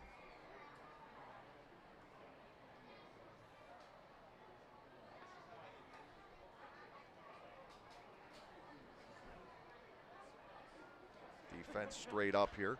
Popped up foul. No other way to play Martinez. 1 ball and 2 strikes. One of the great average hitters in the Atlantic League. 1 ball, 2 strikes to him. West Virginia 2 and the Barnstormers 1. Top half of the 5th inning. An uneasy feeling with rain in the neighborhood. Otherwise, plenty of time to come back. Tonight, you just don't know. We could play all 9 or we could be shortened, and it's totally dependent on where these storms track. 1-2. Ground ball slowly hit to short. Rendon's got to go across the diamond. He'll retire Martinez 6-3. Easley advancing to second base, and Callaspo will come in. Callaspo with a home run in the first inning and a walk in the third. First base open, but Callaspo is protected by Jimmy Paredes, another switch hitter and another very good hitter.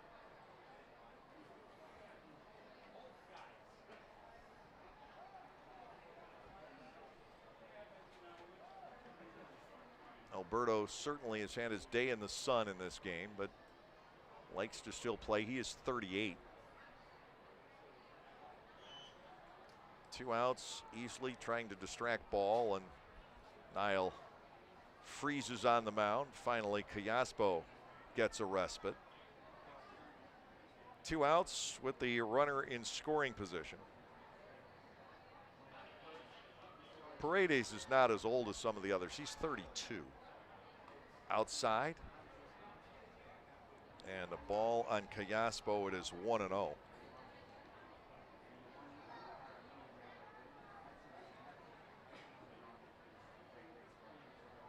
On the pitching side, Alexis Candelario, we'll see him tomorrow night. He is 39. Strike at the knees. And Callaspo is batting at 1-1.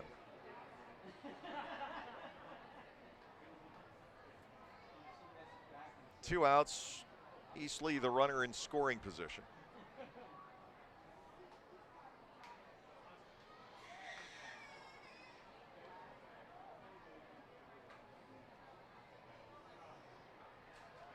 It's important to get this out. Nile to the plate, off speed, swing and a miss. 1-2. We've seen rain that we are playing through.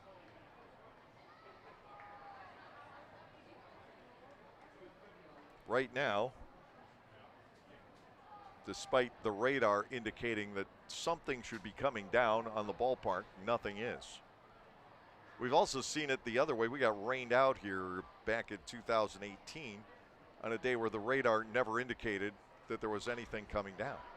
Pop fly out to left, giving chase into foul territory, Robinson, but the ball drops onto the hillside.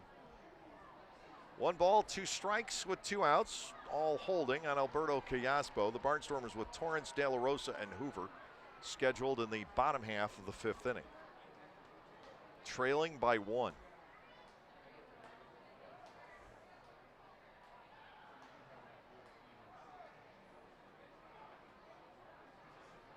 Time called. Easley will back away.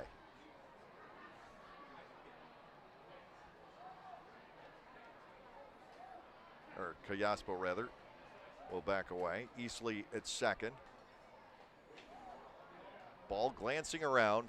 And a 1-2 pitch. Ground ball right side. Alleman hustling after it toward the hole. Flip toss to first. The ball is able to get out of this 5th inning. Just the 1-out walk. 1 man left on base, bottom half of the 5th, and who knows ultimately how important this half inning will be. Right now, the weather is fine here at Clipper Magazine Stadium. The score is West Virginia 2 and the Barnstormers 1. Localflavor.com, local flavor. Localflavor.com, local flavor. Excuse me, are you saying localflavor.com? Oh yeah, it's where I save big bucks on all kinds of things. Home improvement projects, dining out, family fun, electronics, jewelry, clothing. I even bought my wife a fancy spa package for half price. Half price? Yep, you know all the deals you find in Clipper Magazine. I love Clipper Magazine. Well, they're all on localflavor.com too. And you can get them right on your phone thanks to localflavor.com's mobile app. Here, take a look. Well, this app is amazing. Look at all these restaurants, amusement parks, car washes, fitness centers. This is worth sharing about. Exactly. Localflavor.com online, the Local Flavor mobile app, and Clipper Magazine together. It's like a triple play. Do the cheer again. I'm in. Localflavor.com, local flavor. Come on, everybody! Localflavor.com, local flavor. Localflavor.com, local flavor. For the youth of our area, the Barnstormers are offering a wide variety of camps throughout the summer. to teach everyone some tips on baseball and softball. Camps are offered to kids as young as 4 and as old as 12. Some even involve the parents. They run from June 15 all the way through August 28. For more information, go to LancasterBarnstormers.com and click on the Clinics tab. All presented by Orthopedic Associates of Lancaster. The Barnstormers are down 1. We go to the bottom of the 5th inning. Devon Torrance, Anderson De La Rosa, and Jake Hoover slated for Lancaster against Eric Sekula, who is pitching a reasonably similar game to last Saturday night. We have seen the walks come here tonight, 2 last innings, but the Barnstormers haven't been able to get the running game generated.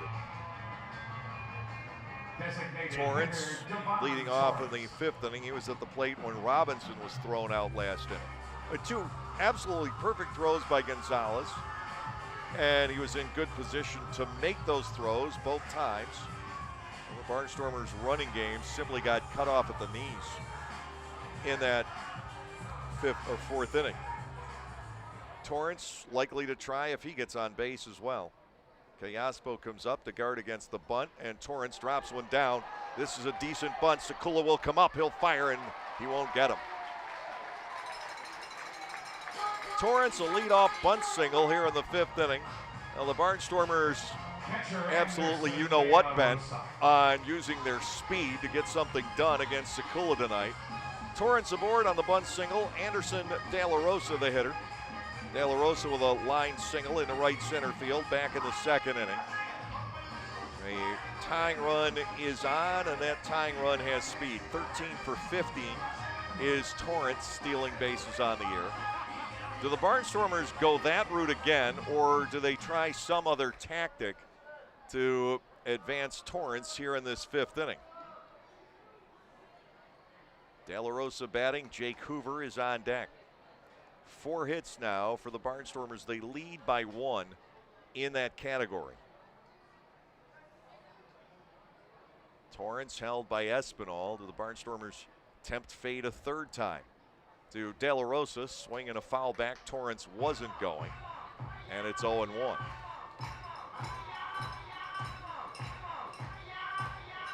The Barnstormers scored in the 1st, had a 2nd runner cut down at the plate. They have not had a man safely advance past 1st since. Home run in the 1st inning, and then a balk scoring the 2nd run for West Virginia.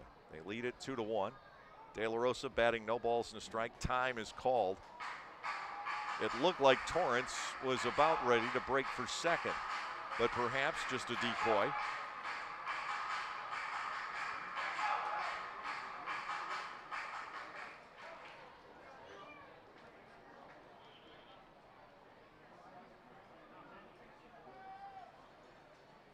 Torrance does go, and the pitch is fouled by De La Rosa on the hit and run. A 2nd strike is posted. Torrance will have to lift himself out of the dirt. He got a front full of Clipper Magazine Stadium with a headfirst dive into 2nd.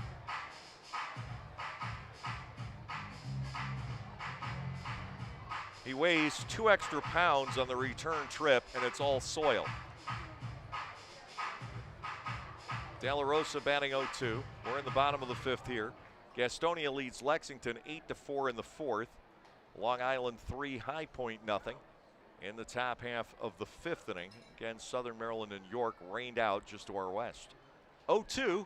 De La Rosa pops this up, might stay in play. Coming back is Gonzalez, racing in is Callaspo. Neither one gets there. De La Rosa is alive at 0-2. Devon Torrance aboard at 1st base. A leadoff bunt single here in the 5th inning.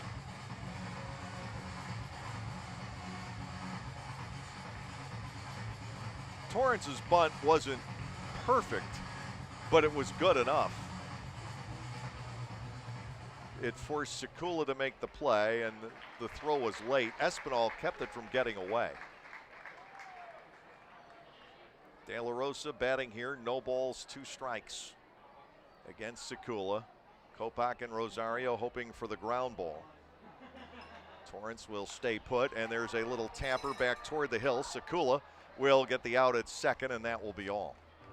De La Rosa replaces Torrance on the bases, so that is a loss of speed. Jake Hoover stepping in. Hoover struck out looking back in the second inning. Sekula, for the second weekend in a row, has just shut down this high-powered Barnstormers offense that averaged 7 runs a game. They got only 2 off of him in 7 innings last Saturday night. Just 1 in 4 1/3 innings in the ball game here tonight. Got off to a great start. Gindel singling off the wall. De Aza tripling to left center field in the first 3 batters. Nobody past first base since then. Here is Hoover. He'll drop a bunt down. That will stay foul. It is 0-1. Jake trying to push one along the first base line. Hoover struck out looking back in the second inning. Sekula with 3 strikeouts tonight. Niall Ball has 7. Ball has pitched a wonderful ball game through 5 innings, but he trails. De La Rosa back to first with 1 strike to Jake Hoover. Lancaster trying to find some kind of a secret against Sekula. They've had base runners, but they can't move anybody ahead, no matter what they try. Hoover looking at a pitch off the outside corner. 1 ball, 1 strike. Jake was 2 out of 6 at Charleston last weekend. First time he had seen this West Virginia ball club. 1-1 to the third baseman. Set by Sekula, and the pitch. Jake swings and misses. That ball ran off the end of his bat, and it is a ball and 2 strikes. Clea Luis Rendon on deck for the Barnstormers. So Lancaster needing something significant to happen sooner as opposed to later. The weather has held off here.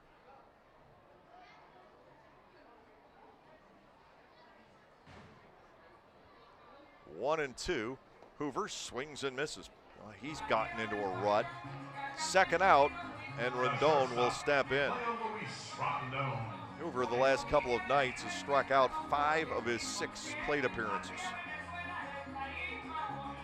Rendon out on a ground ball back in the 3rd inning.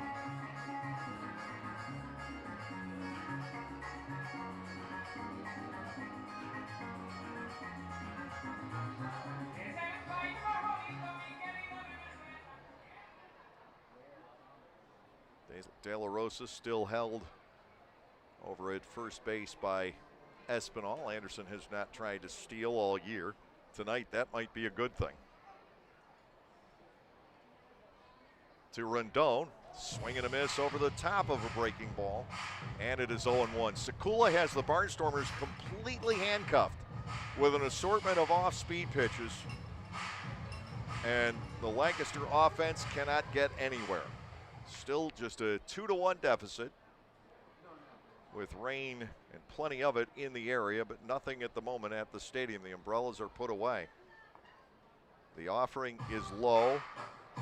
Rendon bats at 1 each. Gindel waits on deck. 2-1.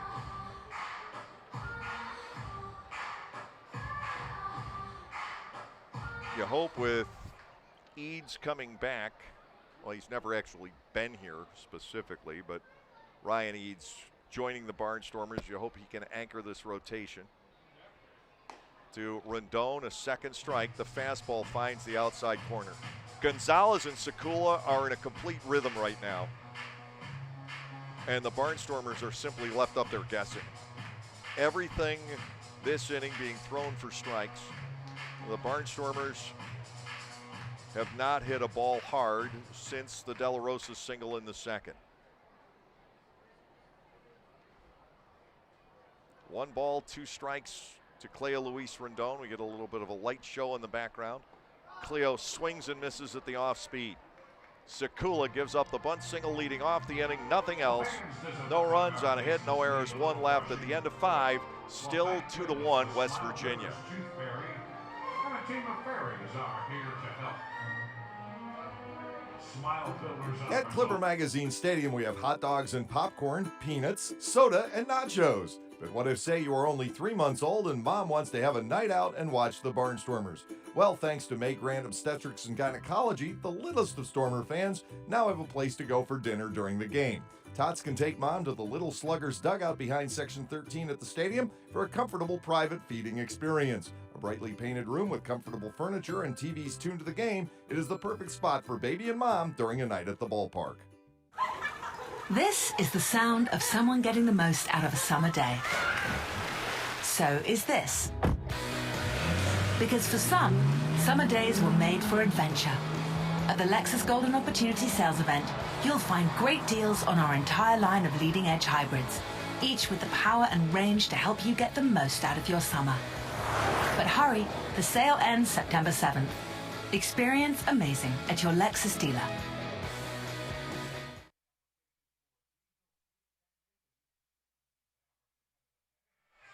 free health insurance and a generous 2-1, we go to the 6th inning. Paredes, Espinal, and Rosario scheduled to face Nile Ball. West Virginia with the one-run edge, the deciding tally in this game, coming home on back-to-back walks in the top of the 3rd inning. The Barnstormers, at some point, have to hope they can force Sekula out of this game. He has them completely baffled. And meanwhile, Nile Ball has to keep his club in it. Well, Lancaster has been a great come-from-behind team. Sekula at 70 pitches through 5 innings. He was pulled after 7 innings and about 106 pitches last Saturday night. Now, he has definitely some life left in that arm, and we're going to have to deal with him for a couple more innings unless the Barnstormers can solve the pattern. Jimmy Paredes will lead off here in the 6th inning. Paredes has flied to center and gone down swinging. Ball has allowed only 3 hits over his 5 innings of work. The 2 runs are earned. He's walked 2, and he has struck out 7. So this is a very good performance for the right-hander. Needs to keep it going for another inning or 2. Defense straight up against Paredes. Ball peering in, has the sign from De La Rosa, and that is well inside. And ball 1 to Jimmy. Edwin Espinal waits on deck. Ball has at least 1 strikeout in every inning so far. The 1-0, Paredes pops this up, charging over Hoover toward the rolled up tarp, and it's several rows back into the stands, probably about 10 by the time it came down. A ball and a strike.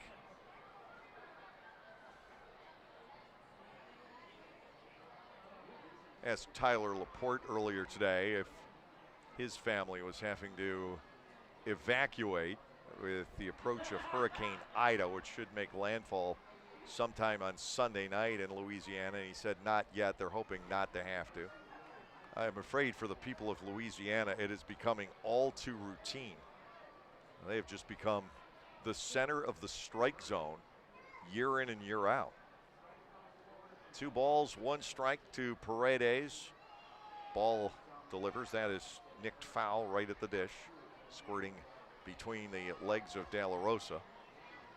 2 balls and 2 strikes, and we may have to deal with the remnants of that in Southern Maryland next week, perhaps the Thursday night game. Here's a 2-2 pitch, caught on and just fouled. Paredes remains alive. Still 2-2. Leadoff batter, top of the 6th. The Barnstormers will get Gendel, Alleman, and Deaza up in the bottom of the 6th inning. We talked about that game last Saturday. Torrance had 3 of the Barnstormers' hits. Gendel 1, Alleman 1, and Dugan 1 off of Sekula. Alleman with a home run in the 8th inning off of left-handed reliever Luis Guzman for the 3rd Barnstormers run. 2-2. Paredes drives a foul down the left side. That is headed for the carousel. Might have ended up playing roulette on the tent top of the carousel. 2 balls, 2 strikes as the alarm system has gone off in the stadium.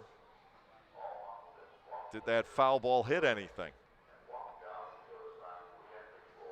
2 balls, 2 strikes. And just as that foul ball came down, the alarm system went off. Here's the 2-2. Paredes with a pop foul on the right side. Dugan coming over to the seats, but not a chance. 2 balls, 2 strikes, the continuing count. Have no idea what is creating the triggering of the alarm system at Clipper Magazine Stadium. The fans have started, some of them anyway, have begun to leave. We have not been told this is legit, and the game continues. Swing and a miss. Paredes becomes strikeout victim number 8 for Niall Ball here tonight. The season high 11. Dominic DeSabatino against the High Point Rockers. Now, the fans really don't know how to respond to this, and we haven't gotten any word officially from the front office nor the umpires, so play continues. Here's the pitch, swing and a miss by Espinal. It is 0-1. If I'm on the field, that serves as a distraction. Ball facing Espinal, no balls and a strike, and finally Tom Disharoon, the third base umpire, is going to come in, and I think until the sirens stop going off, he's going to halt play, or at least suggest that we do. The craziest things can trigger the alarm system in this stadium. Fans do not get alarmed. This is a false alarm. And we get the announcement that it is officially a malfunction in the system. Get it under control, and we thank you for your patience. It is a false alarm. The one thing that has triggered the alarm system in this stadium more often than anything else has been in the batting cage downstairs. There was a sprinkler above the batting cage that would get hit every now and then. And when the sprinkler gets hit, all you need to do is break that little mercury capsule in one sprinkler, and it acts as if there's a fire. Because that's what is designed, that piece is designed to do, is break if it gets too hot. And when one sprinkler goes off, the entire stadium goes into, or at least that area of the stadium goes into, the sprinklers come on. We have flooded out down there a couple of times. So as long as the sirens are going off, they have decided to halt play in the top half of the 6th inning. And ordinarily, this wouldn't be a terrible concern, but you also have the weather. And it's out there, it is lurking. And you don't know if any storms are ever going to get here or not. They do have a tendency to circle around the stadium. 1 out, top half of the 6th. Edwin Espinal at the plate, no balls and a strike. And we have a delay with the alarm system having been triggered inside Clipper Magazine Stadium. And it can be deafening. The umpiring crew finally decided to hold up play here. The fans have been informed that it is a false alarm. There is no need to evacuate the stadium, but we're going to sit here and wait for baseball until the sirens get turned off inside the ballpark. Well, maybe not.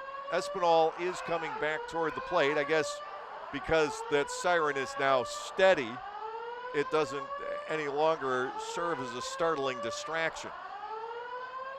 1 out, nobody on, top of the 6th inning, and doesn't this beat all? We can add this to our log of crazy things we've experienced in this 2021 season. No balls, 1 strike. Ball will deliver, and that skips past De La Rosa. 1 ball and 1 strike. 2-1, West Virginia leading in the din of our alarm system. Ball 2 and a strike. There's no mistaking it when it's going off. And that is as it should be. 2 balls, 1 strike. Ball to Espinal, and that too will kick away. It is 3-1. And since they halted play, Nile has not been close to the zone. Here's a 3-1, driven to center, hit well, and going back on this Deaza, he'll be able to track it down and make the catch for out number 2.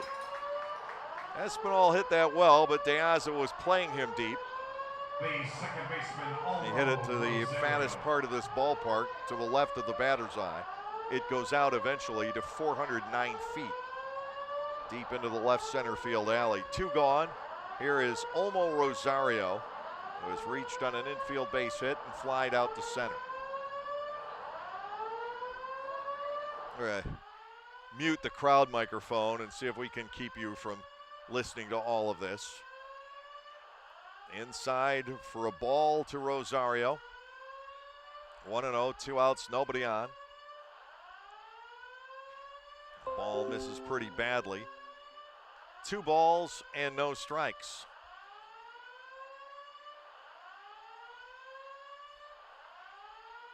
Niles retired 10 of the last 11. 2 balls and nothing to Rosario. That is dribbled back toward the mound. Ball will come up with it. He's got time for the throw, but he makes a bad one. And Rosario will go to second, as Niall Ball had plenty of time to feed Dugan and threw it over his head. And that's an error all the way. Rosario to second base. Reimer Liriano comes in. He's 0 for 2. An error sets the stage for a potential West Virginia insurance run. Rain has started, and the alarm system finally has been turned off.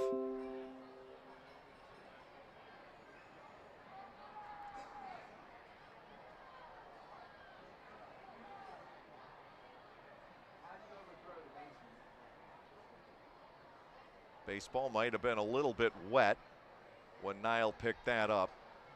Fastball is in too close. Ball 1 on Liriano.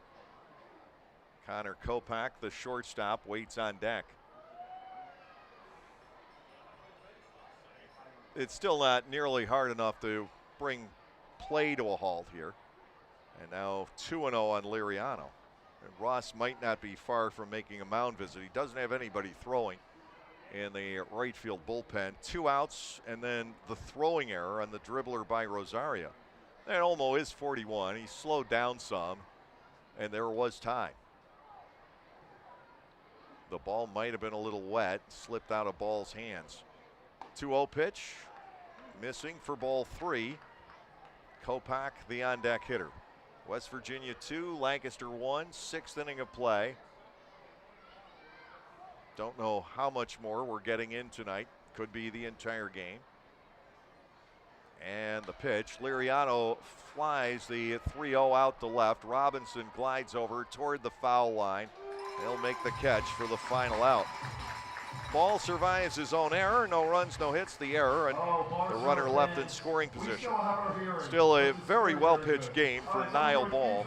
We'll go to the bottom of the 6th inning, top of the order for the Barnstormers, who trail by the score of 2-1.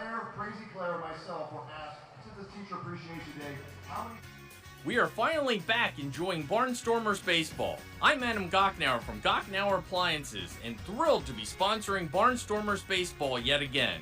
We also wanted to thank all of you for your incredible support for our business during the pandemic. We are so happy to still be here helping you with the best brand names and the best prices of major appliances in the area. Enjoy the game, and we will continue to service you now and into the future. Gocknauer Appliances in East Petersburg and on the web at gocknauers.com.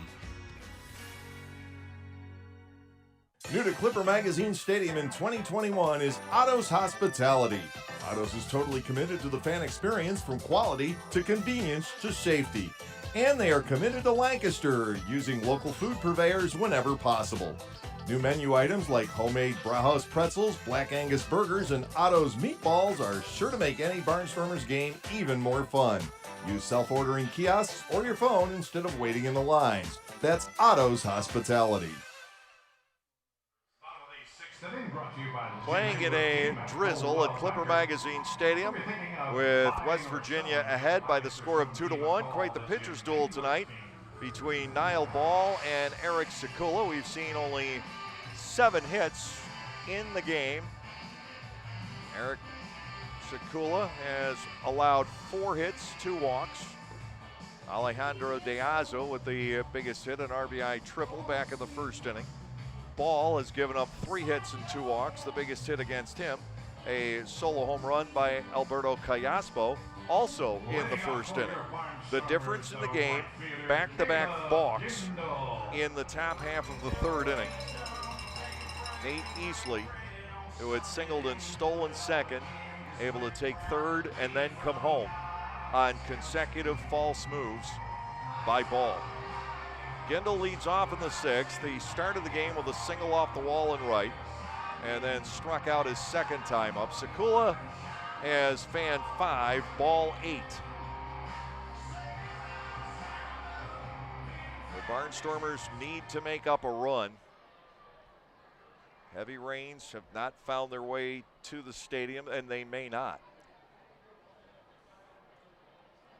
Gindel, Alleman, Deaza with Dugan in the hole here in the 6th inning as Sekula takes some time to try and free the rubber with the back of his cleat. Donald Goodson warming up now in the Barnstormers bullpen. We might see him in the 7th inning. First pitch to Gindel is popped foul out of play. No balls and a strike. Lancaster has not squared anything up against Sekula since the 2nd inning. De La Rosa had a solid single into right center field there. 0-1. Sekula back the wide in the pitch. It tickles the outside corner. He's got Gindel 0-2. Sekula is in an unbelievable rhythm, and he's just carried it over from his start last Saturday night in Charleston. And the Barnstormers are just, they're left guessing. They don't know what's coming. Everything's on the corners. And a Gindel 0-2 ground ball and a base hit in right field. So Gindel able to figure out enough to lead off the 6th inning with a single on an 0-2 pitch that Sekula probably wishes he had back. The Barnstormers pick up their 5th hit. Blake Alleman now the batter. Alleman has popped the short and hit a comebacker. Caleb Gindel with his 2nd hit of the ball game. He becomes the tying run here in the 6th inning. We'll work on it, yes. Time called momentarily.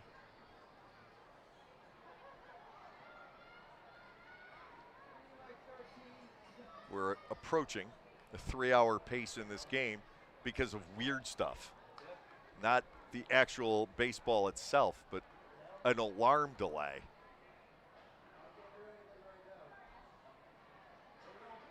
Outside to Alleman, it's 1-0. I feel like I'm back in my teaching days. As I see the strobe lights are still flashing. I feel like I'm back in my teaching days. It just started the Algebra 2 lesson and all of a sudden fire drill. 1-0 on Alleman.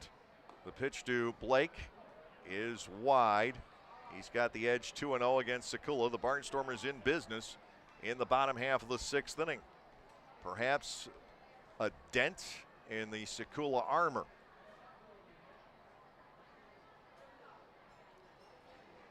Two balls, no strikes. Gindel not going anywhere. Alleman with a foul ball straight back. 2-1. 2 stolen bases on the year for Caleb, and it has been a long, long time since the 2nd one.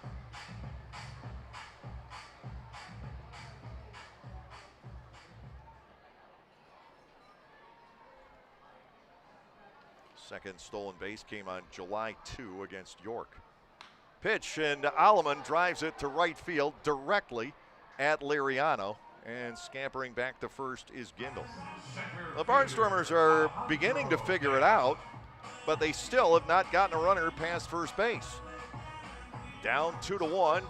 The batter is De Aza, who's tripled and walked so far tonight. He's reached base all 6 of his plate appearances on this homestand. And such stretches for Alejandro are not unusual. He's batting with Dugan on deck. West Virginia 2, Lancaster 1. Bottom half of the 6th inning.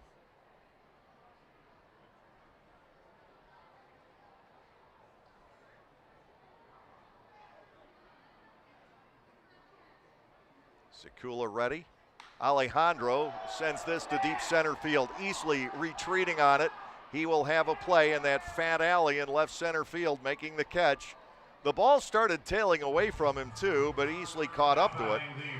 A deep fly out, the second out here in the bottom of the 6th inning. The Barnstormers have hit the ball well in this 6th frame. First time since the opening inning, they've made solid contact against Sekula, but still it's 2 outs with the runner at first. Alleman lines to right. De Aza flies to deep center. It's up to Dugan. He is 0 for 2.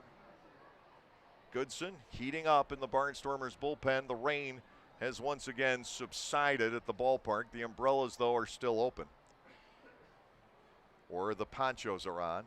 We see both as we look around the seating bowl. We had a great pre-sale for tonight, too. Weather a little disappointing. To Dugan, down and away. It's ball 1. Trayvon Robinson waits on deck for the Barnstormers. Lancaster has out-hit West Virginia 5-3. The walks are even at 2, but the Barnstormers down by a run here.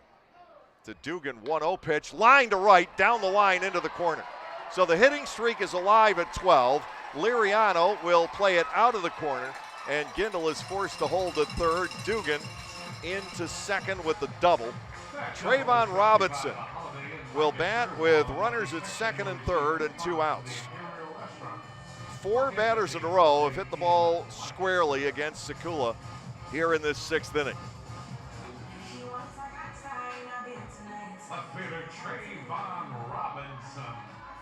Robinson struck out looking in the 2nd, walked in the 4th.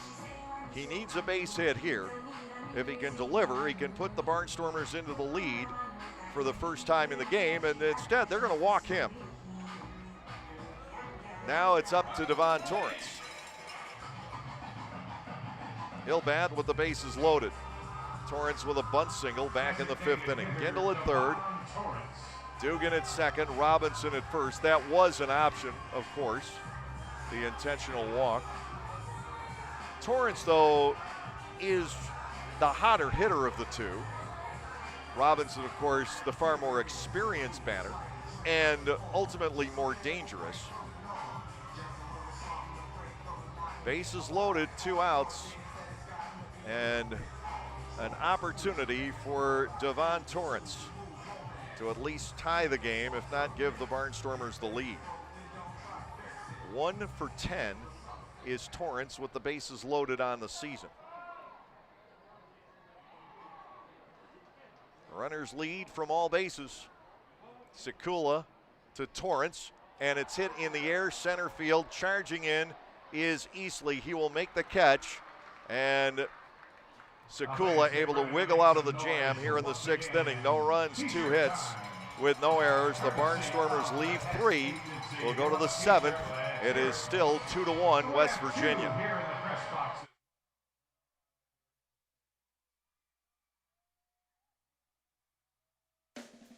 Like craft beers? Then the best place to be in Lancaster is Clipper Magazine Stadium. That's right, celebrate baseball or just a night with your friends at the Broken Bat Deck down the right field line. The Broken Bat features more than 20 local craft breweries plus product from a local winery. Food including Otto's Meatballs is sold off a pub-style menu. So get together, hang out with your friends, or make some new ones. Enjoy a night of craft beer sampling along with a Barnstormers game.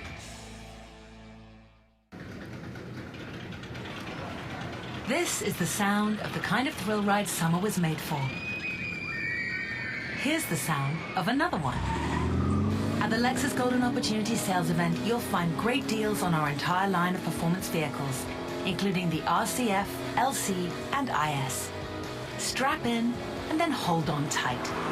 But hurry, the sale ends September 7th. Experience amazing at your Lexus dealer. The strength of the Lancaster Barnstormers this season has been to hit with runners in scoring position and hit with the bases loaded. And tonight, they have had a couple of opportunities for just that one extra run. In the first inning, Kelly Dugan batted with a runner at third and one out. Fly to center, but not deep enough. And DeAza was doubled up at the plate, and then Lancaster loading the bases with 2 outs in the sixth inning. Torrance flies out on the first pitch that he sees. The Barnstormers still playing without Blake Galen, and I was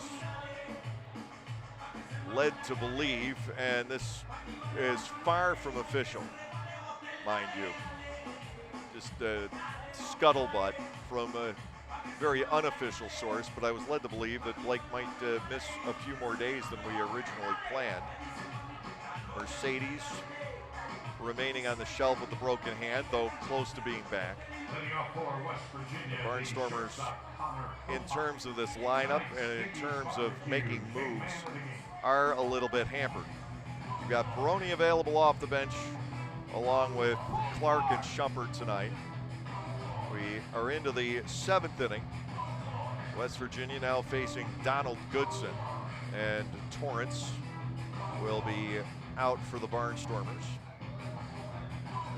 It'll be a while before that pitcher spot comes up.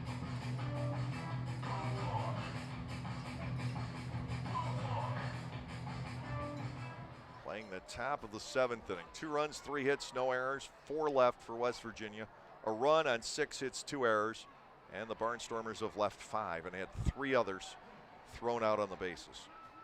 Goodson's first pitch misses a little bit up. Ball 1 and no strikes on Connor Kopak. Donald Goodson has been absolutely sensational as of late.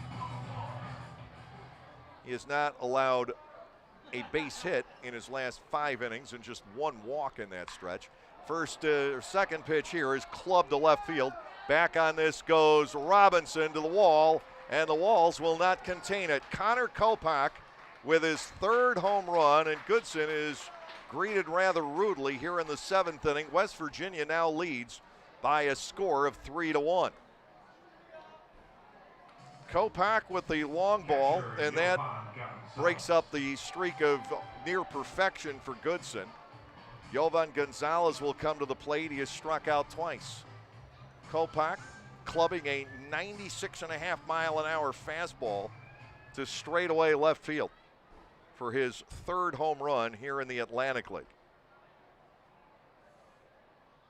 Gonzalez struck out both times against Ball. Goodson brings it home, and that is lined into left field for a base hit. Well, they are able to get to Goodson in the 7th inning tonight, and now you've got to keep West Virginia from running away and hiding in this game. Nobody else throwing in the Barnstormers bullpen. Power 3, Barnstormers 1. The batter is Easley. He has singled and walked. Great effort for Ball. He gets the quality start tonight. The 13th by a Barnstormers pitcher this year, and Niles 3rd. He's second only to Dominic DeSabatino, who's recorded 5. Sekula, though, is working on his 9th. First pitch strike in on Easley. It is 0-1. Nobody is throwing in the West Virginia bullpen. I'll have to assume that Sekula comes out for the 7th inning. 0-1. Easley takes a ball outside and low. 1-1 the count. Goodson last appeared here on Tuesday. Retired the side in order in the 9th inning with 2 strikeouts. As the Barnstormers were trying to rally from a 12-1 deficit, and they almost pulled it off. The fastball runs a little bit into close, and Easley now bats at 2 balls and a strike.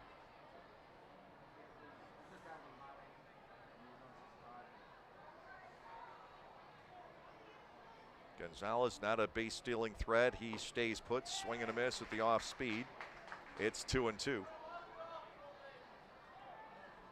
West Virginia 3, the Barnstormers 1. Lancaster in danger of losing for the 6th time in the last 7 games. After winning 7 of 9, it would cancel it all out. And the Barnstormers, if they can't rally tonight, would be a game and a half out in the Northern Division. They've got to turn it around. They've got plenty of time with all the games coming up against Southern Maryland. Ball 3 inside and low on Easley. It is 3-2.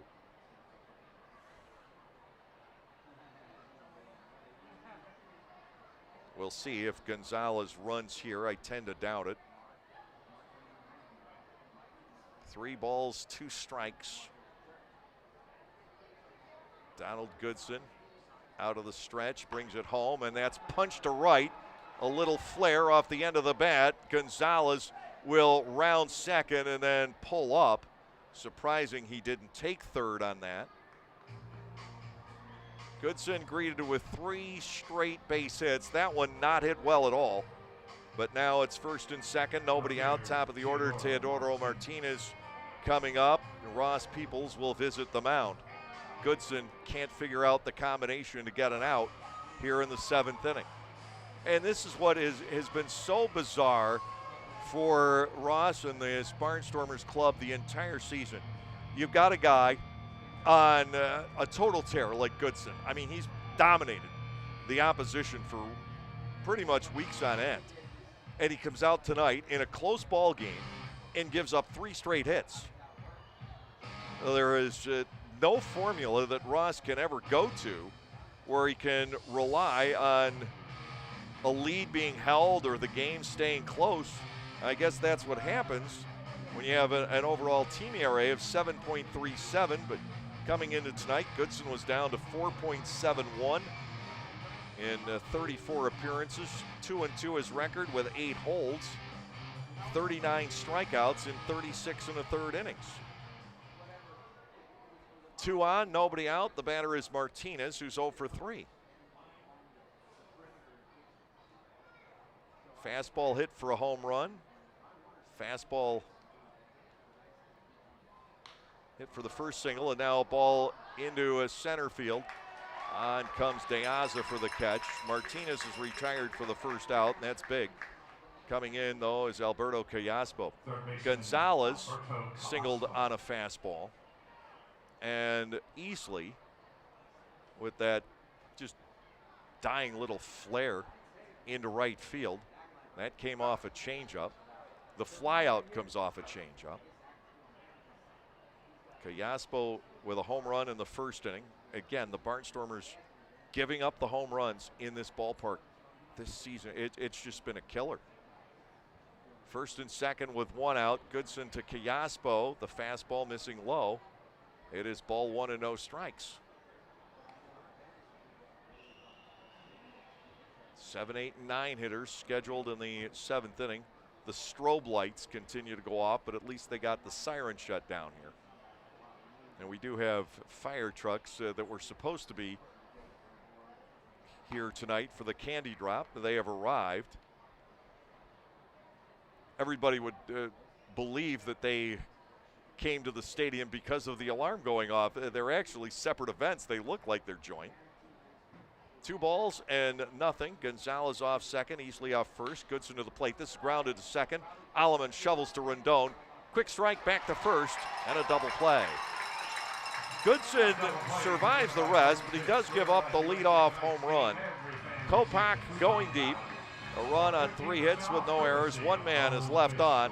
We've reached the 7th inning stretch tonight here at Clipper Magazine Stadium with the score, the West Virginia Power 3 and the Lancaster Barnstormers 1.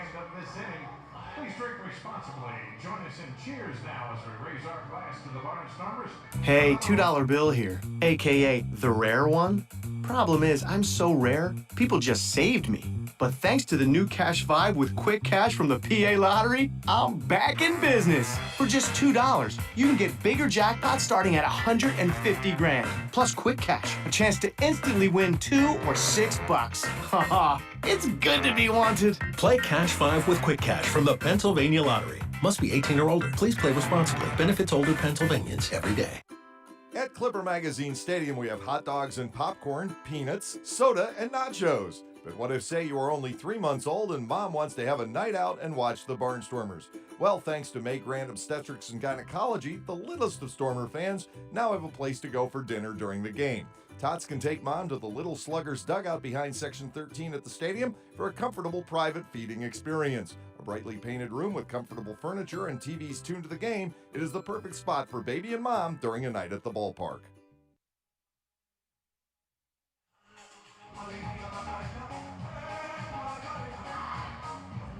We are into the bottom half of the 7th inning in a 3-1 ball game. Eric Sekula for the second straight weekend, displaying some mastery of the Barnstormers batting order. Lancaster got to him last inning for everything but a run. 4 batters in a row hit the ball hard, and out of that, the Barnstormers had runners at second and third. They pitched around Robinson and Torrance, flied to center on the first pitch that he saw. And now Lancaster will need to reload, and in a bigger way, trailing now by 2. Goodson did a great job after that second single, and the Power probably regretting that Gonzalez did not go to third on that single by Nate Easley. I think he would have made it without an issue. He was almost to the shortstop position. Gindel hadn't gotten to the ball yet, and Caleb, even though it wouldn't have been the longest throw ever from right field, was not going to be in position necessarily to get off a good one. And they would have scored an additional run in the top of this inning. We'll see if that costs West Virginia. Anderson De La Rosa to lead off here in the bottom of the 7th. He is 1 for 2. A single into right center field, and then he forced Torrance at second base with a chopper back to the hill back in the 5th inning. 3-1, West Virginia in the lead here in the bottom half of the 7th. The pitch to De La Rosa, ground ball pulled foul up the third base side for strike 1. Sekula has limited his pitches. He's in the low 80s here in the 7th inning. So how far can he go tonight? The Barnstormers with Gabriel Moya loosening up in the bullpen.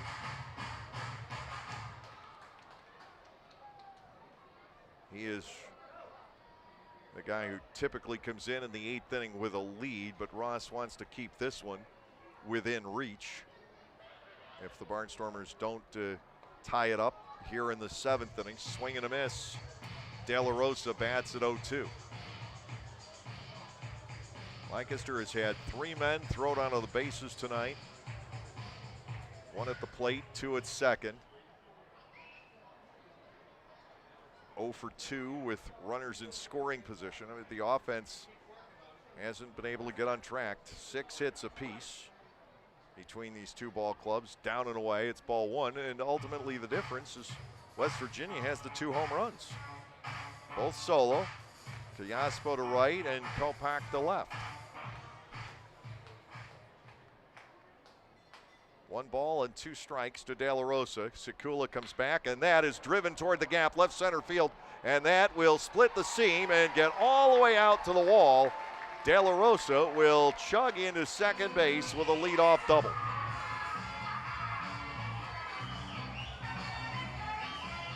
Right in between Martinez and Easley. Well, the Barnstormers are hitting Sekula pretty well in these latter innings. But can they build anything out of it? Hoover steps in. He has struck out twice against this right-hander.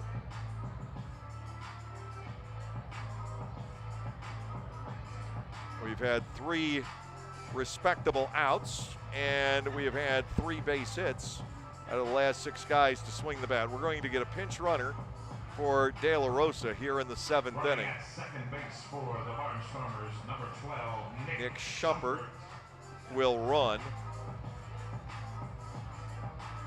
That means Peroni comes in to catch the 8th inning. The batter is Hoover, who has struck out twice.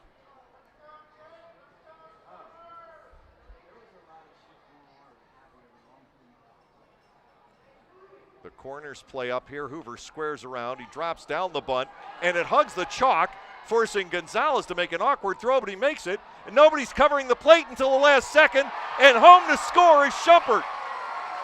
Coming all the way around from second on the Hoover bunt. Sekula didn't get in to cover the plate, and the Barnstormers, with some extreme daring on the bases, barely sneak the run home, and it's 3-2. Sekula found himself backpedaling to try and cover home, and he couldn't get the tag on Shumpert. Oh, a bizarre sacrifice bunt with the run scoring from second. 3-2 now with one out, nobody on base. Boy, if Shumpert gets thrown out there, I think it could have done some psychological damage. Instead, you get a psychological boost as the Barnstormers finally get their speed to work out. Gonzalez made a heck of a play because he had a really difficult throw to feed Espinal for the out on Hoover to begin with. Rendon bats with one out, nobody on base in a 3-2 ball game. I'm not sure I've ever seen that one before, but part of what created it was the fact that the ball stayed right on the chalk up the first baseline, and Gonzalez watched it for a while, hoping it would go foul. Sekula to Rendon, line drive into right field. That's down for a base hit. And the Barnstormers have the tying run on here in the 7th inning, and they are getting to Sekula. Gindel will step in. He's 2 for 3. Left-hander is throwing in the bullpen for West Virginia. And here comes Mark Minikazi. He's going to go in that direction. Well, the Barnstormers are able to get rid of the starter Sekula here in the 7th inning. But now I believe this is Guzman coming in. He's been very tough. Gindel, the left-handed batter, Alleman, the switch hitter, due. It is 3-2 in the bottom of the 7th inning with one out, runner at first base. We've got the pitching change, and we'll pause for these messages. When everyone has a different craving, Wickerman's Meals to Go has it all. All right now, all in one delivery. Pizza with the kids' favorite toppings. A delicious sub made the way you love. Fresh sushi for the whole group, and so much more. It's how busy people get busy eating the meals they love. Order on the Meals to Go app or at mealstogo.com to make everyone happy. Wegmans Meals to Go. All your favorite meals, all in one delivery. Like craft beers? Then the best place to be in Lancaster is Clipper Magazine Stadium. That's right, celebrate baseball or just a night with your friends at the Broken Bat Deck down the right field line.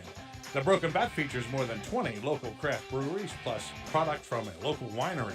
Food including Otto's Meatballs is sold off a pub-style menu. So get together, hang out with your friends, or make some new ones. Enjoy a night of craft beer sampling along with a Barnstormers game.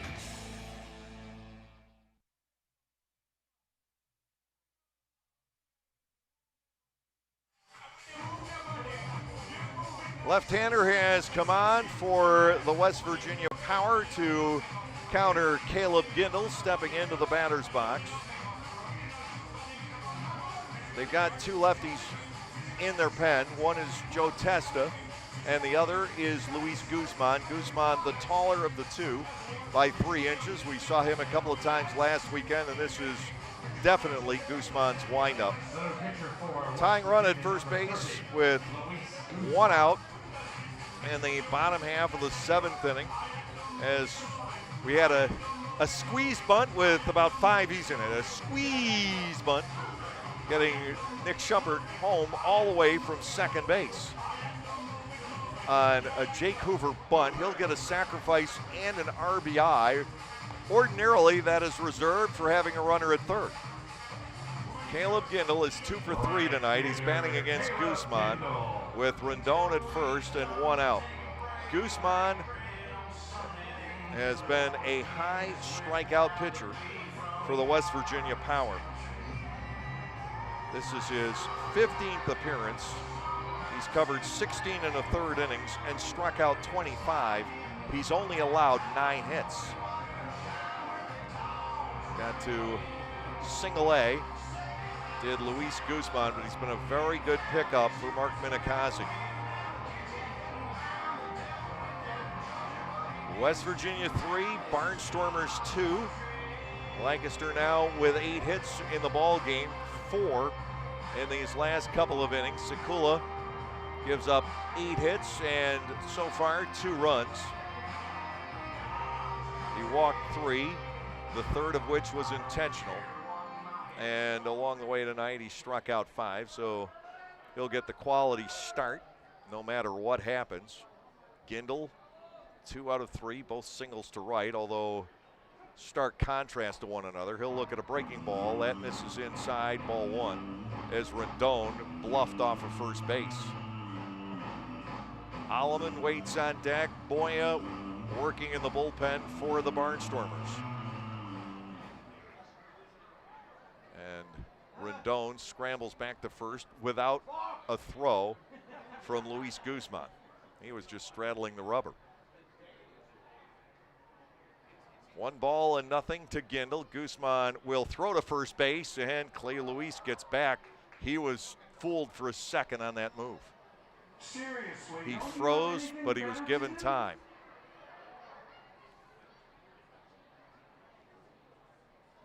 Lancaster back to a 1-run deficit here in the bottom of the 7th inning to Gindel. Another curveball. This is good.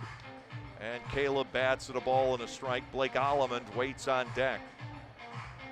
De Aza in the hole.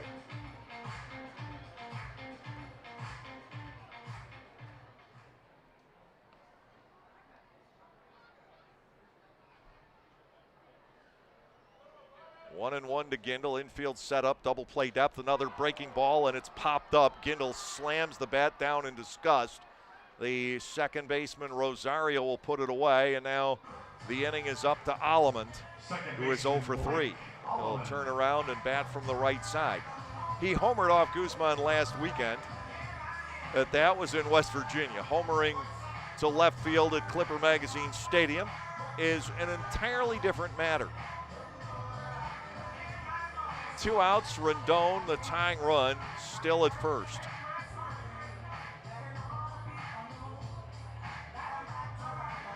Lancaster tonight still 0 for 2 with runners in scoring position. West Virginia is 0 for 9. 3-2 ball game, lower half of the 7th inning. Rain becoming less of a threat here.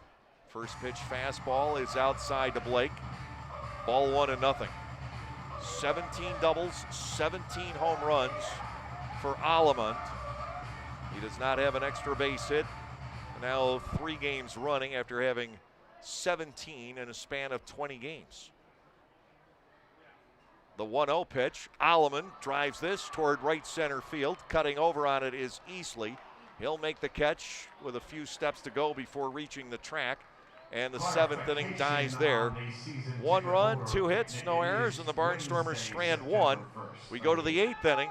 It is West Virginia 3 and the Barnstormers 2.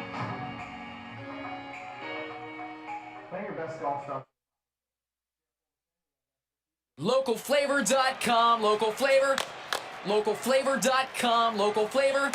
Excuse me, are you saying localflavor.com? Oh yeah, it's where I save big bucks on all kinds of things. Home improvement projects, dining out, family fun, electronics, jewelry, clothing. I even bought my wife a fancy spa package for half price. Half price? Yep, you know all the deals you find in Clipper Magazine. I love Clipper Magazine. Well, they're all on localflavor.com too. And you can get them right on your phone thanks to localflavor.com's mobile app. Here, take a look. Well, this app is amazing. Look at all these restaurants, amusement parks, car washes, fitness centers. This is worth sharing about. Exactly. Localflavor.com online, the Local Flavor mobile app, and Clipper Magazine together. It's like a triple play. Do the cheer again. I'm in. Localflavor.com, local flavor. Come on, everybody! everybody! Localflavor.com, local flavor. Localflavor.com, local flavor.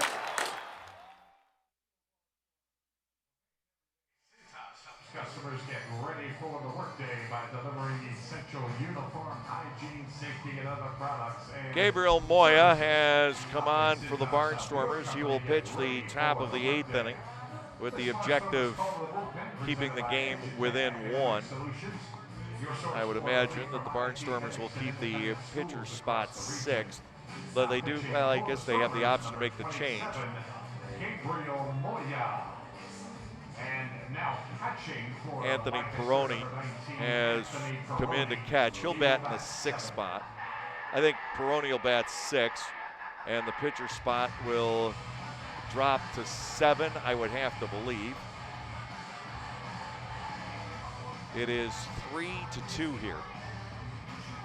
I don't see Shumpert anywhere on the field.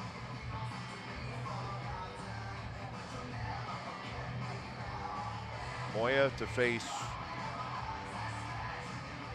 the pitcher spot, I believe.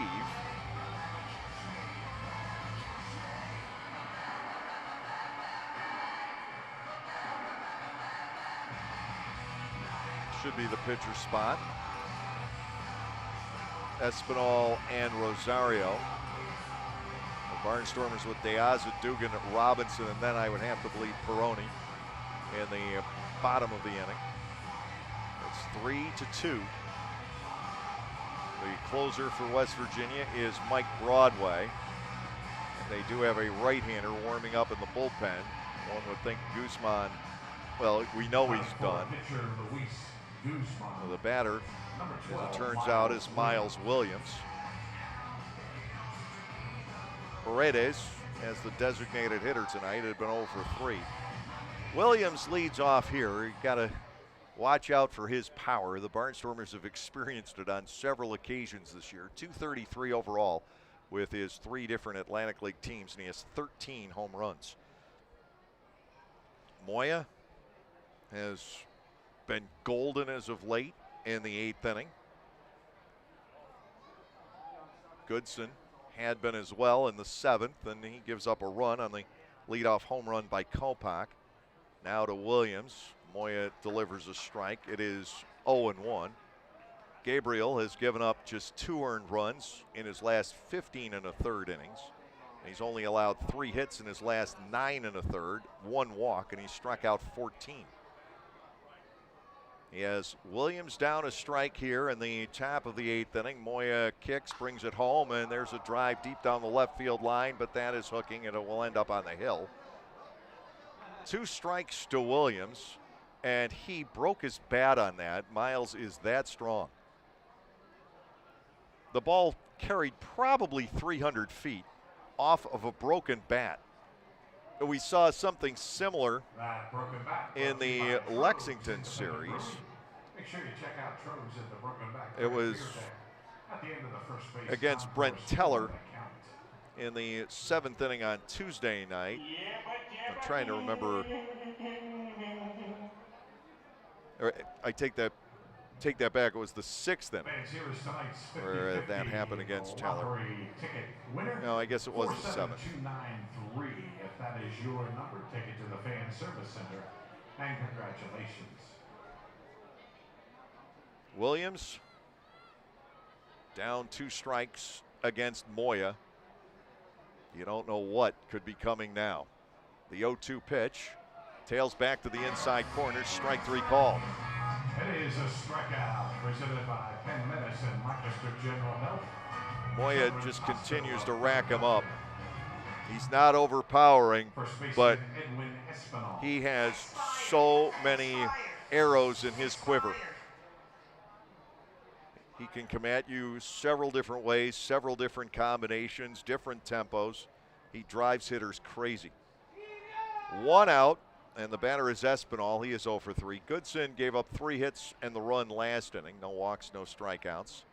And West Virginia still leading by 1. Target is set by Peroni. Moya to the plate, and a foul ball back into the net. It is 0-1.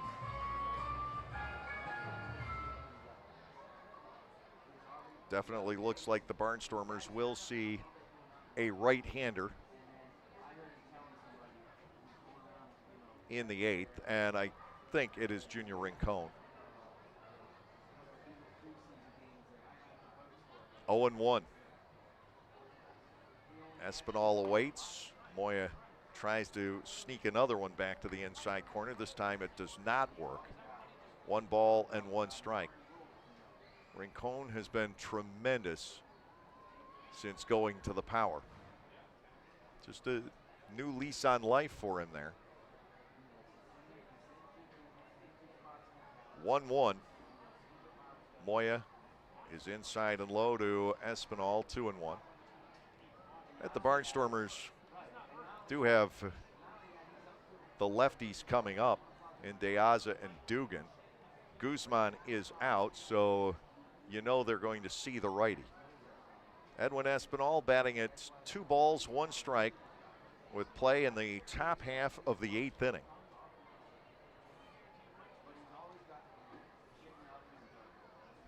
The arm begins to circle. Now Moya ready to go. 2 balls, 1 strike. Espinal lobs a fly. That'll go into the seats and maybe even over them on the third base side. Edwin Espinal badly off balance. Pulled off by Moya. 2-2. So where does Moya go here?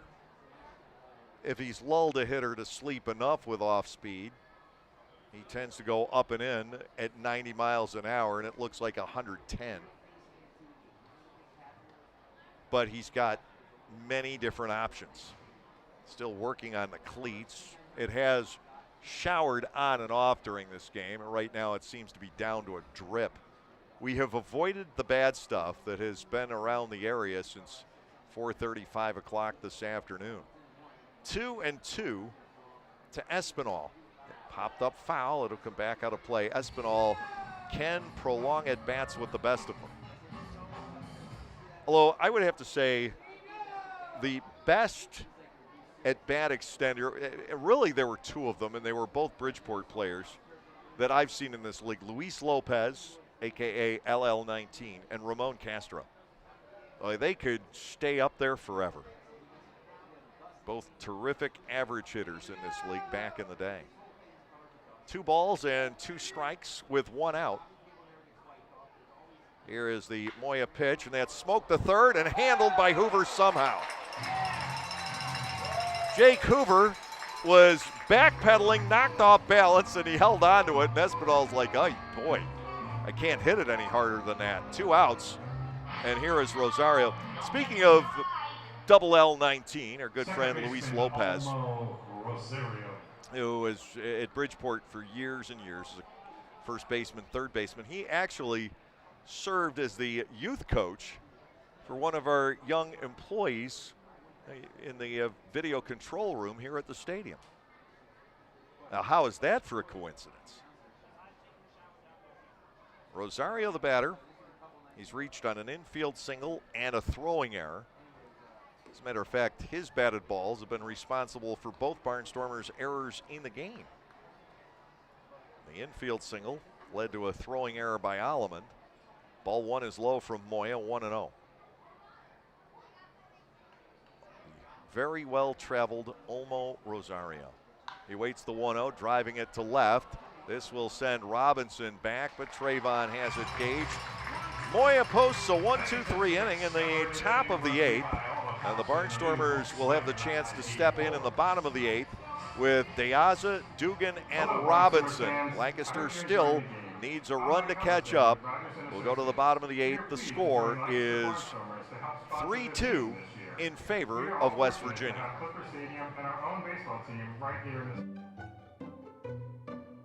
Bummer, the Barnstormers are on the road and you're looking for something to do. Clipper Magazine Stadium still has the answer for family fun. The summer movie series returns, presented by Lidl Supermarkets on selected nights throughout the summer season. Bring the kids out to the ballpark for family-friendly movies. For just $6.50 per person, you get to sit on the outfield grass and enjoy a film on the big screen in left center field. Showtime is 7 p.m. For more information and movie listings, go to LancasterBarnstormers.com and click on the events page.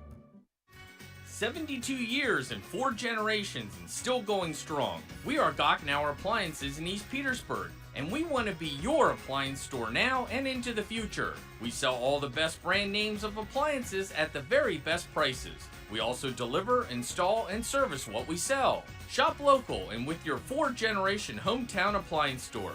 Come to Gockenauer Appliances and see what a great appliance purchase experience is all about. You can even shop from home now at Gockenauers.com. Thanks for your support.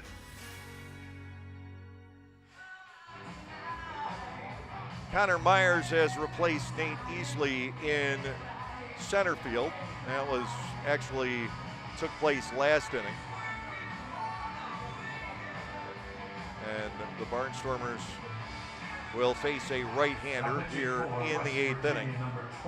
And it is Junior Rincon returning to Clipper Magazine Stadium. His numbers with the Barnstormers were not good. Ross enabled him to get a fresh start in West Virginia. Here's the difference. As a Barnstormer, he was 0-2 with an earned run average of 7.67. It was coming down. Now with West Virginia in 10 appearances, he's 1-0 with 4 holds. He's given up 6 hits and a run in 9 1/3 innings with 5 walks and 8 strikeouts. And needs to, for his ball club, hold on to a 1-run lead through the bottom of the 8th inning. And he's got to face the probably toughest part of this lineup right now, De Aza and Dugan. And after that, you've got Trayvon Robinson and Anthony Peroni. Scott Schumann is warming up in the Barnstormers bullpen. He will throw the 9th inning regardless, but you'd like to get him out there with a lead. West Virginia has never trailed in this ball game. The Barnstormers caught them in the 1st inning. They've been up 1-0, 2-1, and 3-2, and that's where it sits right now. The Barnstormers matched the run in the 1st inning. They matched the run in the 7th inning. They have not matched the run in the 3rd that scored on the balks. De Aza will lead it off. He was retired on a deep fly out to center back in the 6th. That ended his streak of 6 straight plate appearances getting on. Rincon is ready. De Aza looks at a fastball for a strike. It is 0-1. Guzman retired the 2 batters that he faced. He gets a hold. He didn't have to face 3 because he ended an inning. 0-1. Foul to the screen. And Rincon has Alejandro, no balls and 2 strikes. Kelly Dugan waits on deck. The hitting streak alive. The RBI streak is not. He's come close. De Aza thrown out at the plate on a fly ball to center in the 1st inning, and he doubled into the right field corner. Gindel forced to stop at 3rd in the 6th. 0-2 on De Aza. Swing and a drive. Deep to right center field. Way back it goes, and we are tied here in the 8th inning. Alejandro De Aza with his 7th home run of the year, and we are level at 3. Ball and Sekula will not factor in the decision. Not the first time De Aza has hit a game-tying home run in the 8th inning. He did the same thing a week ago last night against the Long Island Ducks. Here is Dugan, 1 out of 3, and the pitch to Kelly. He tried to match it. Swing and a miss. No balls, 1 strike. 3 each in the bottom of the 8th. Liriano, Kopak, and Gonzalez scheduled in the 9th for the power, and they will get Schumann. Breaking ball drops to the inside corner, and Dugan trails at 0-2. Robinson, and then Peroni to follow. Dugan looks at the curveball again, and it's strike 3 called on the outside corner. Sixth strikeout for the West Virginia staff tonight. Barnstormers pitchers have fanned 9. And the batter is Robinson, who is 0 for 1 with 2 walks.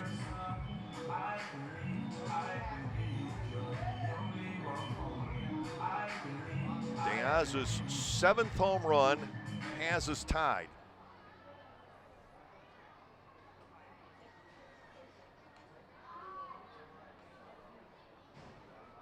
One out, the bases are clear. Rincon goes to work on Robinson, the fastball missing. It is 1-0. I don't remember Junior putting up these numbers with his velocity while he was here. And the curveball is looking sharp. But Diaz certainly read a pitch and got it over the short dimension in right center. Trayvon gets ball 2 off the outside corner. Anthony Peroni, one of the hottest hitters on this team, waits on deck. He is 15 for his last 33, and in fact, 5 out of his last 6. 2-0 to Robinson. Rincon to the plate. Trayvon with the home run swing, but he misses. And it's now 2-1.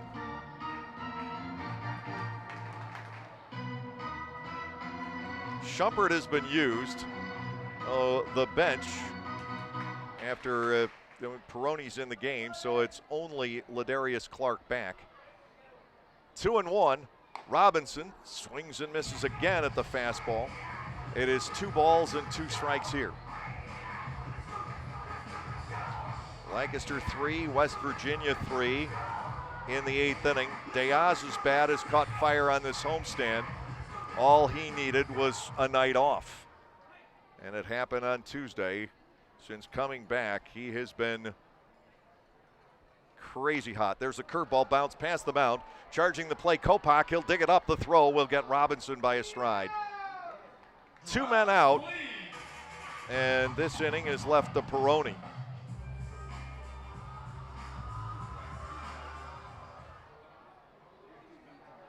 Clark is on deck, and if Peroni gets on, using Clark will empty out the bench for the Barnstormers. Still playing a guy short.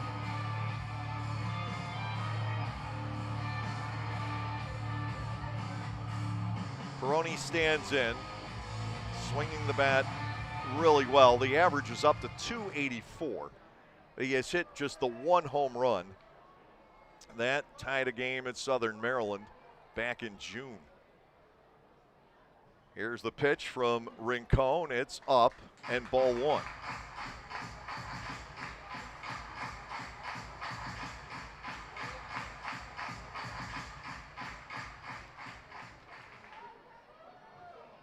Defense in the no doubles here. They don't want the go-ahead run into scoring position. 2-0 as Rincon bounces his curveball. 3 all in the bottom of the 8th inning.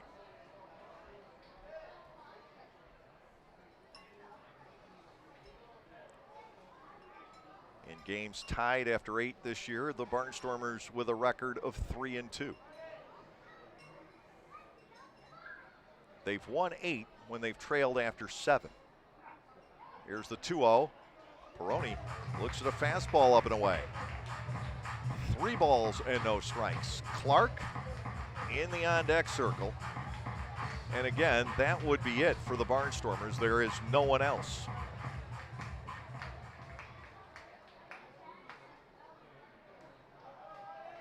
Three balls, no strikes. Peroni gets ball 4, and the go-ahead run heads to first, bringing on Clark.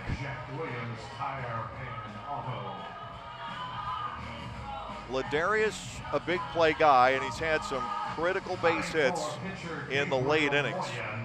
254 hitter with 10 home runs and 40 runs batted in. He strikes out a lot, but at this particular stage of the game, you don't care. You need somebody who is likely to get an extra base hit.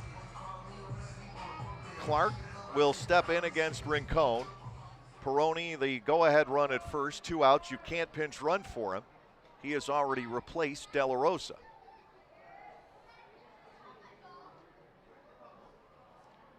Clark, the hitter, against Rincon.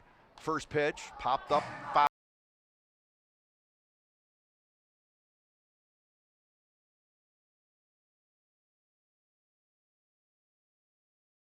With a home run. Fascinating game here tonight and yet to be decided. 3-3.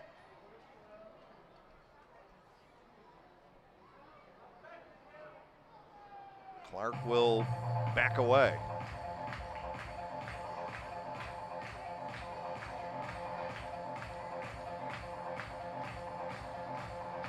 Anderson De La Rosa had been 2 for 3 in this spot. Schumpert ran for him in the 7th inning and scored. Breaking ball is strike 2 on Ladarius. Rincon has him set up. No balls, 2 strikes. Schumann ready to go for the top half of the 9th inning. Clark would like to turn this into a save opportunity.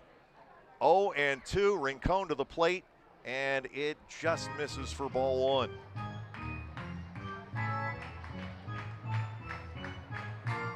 Jake Hoover is the on-deck batter.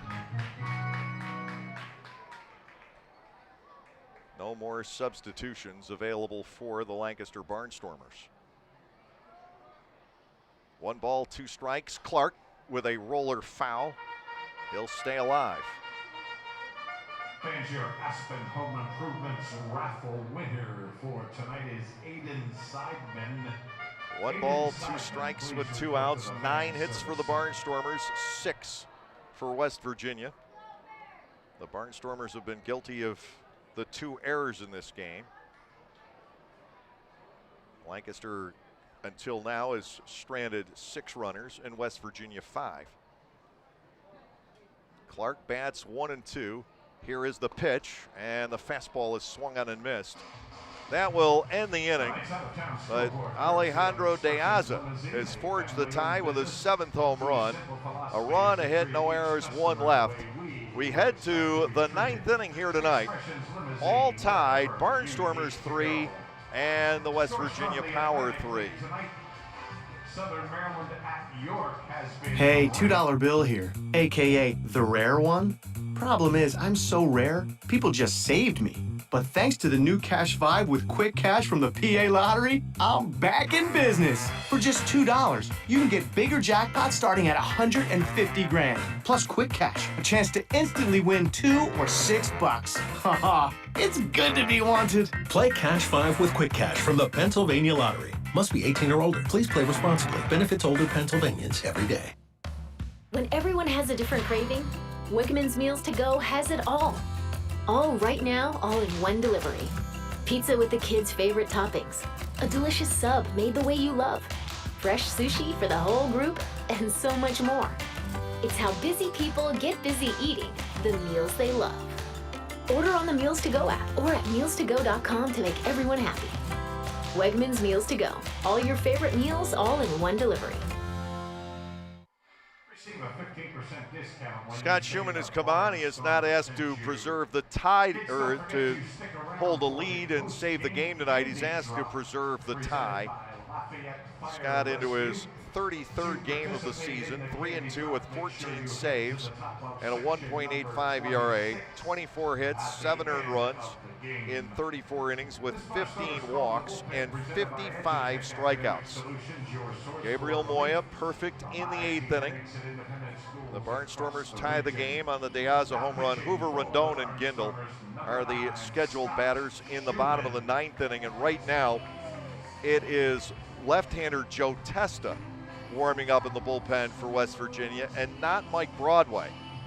Now that's an interesting call on the part of Mark Minikazi. Either he thinks they won't score off of Schumann, and he wants to save Broadway for the bottom of the 10th inning. That is possible. Or he is planning to switch on a moment's notice and believe he'll still have time to get Broadway ready in case West Virginia should take the lead. Reimer Liriano is leading off the 9th inning against Schumann, the hard-throwing right-hander from Valdosta, Georgia, in his 6th Atlantic League season. And it's often asked, why is he still here with all the success he has had, especially as a barnstormer? Liriano, to get it started, he's 0 for 3, all against the starter Niall Ball, who pitched beautifully tonight, certainly well enough to win with this ball club most nights. 40-65 the crowd tonight.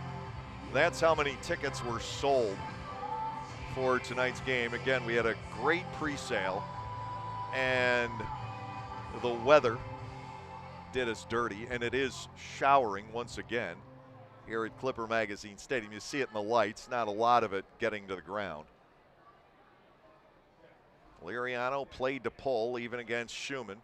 The first pitch is a strike at the knees. It is 0-1. Scott Schumann, who works from straight over the top.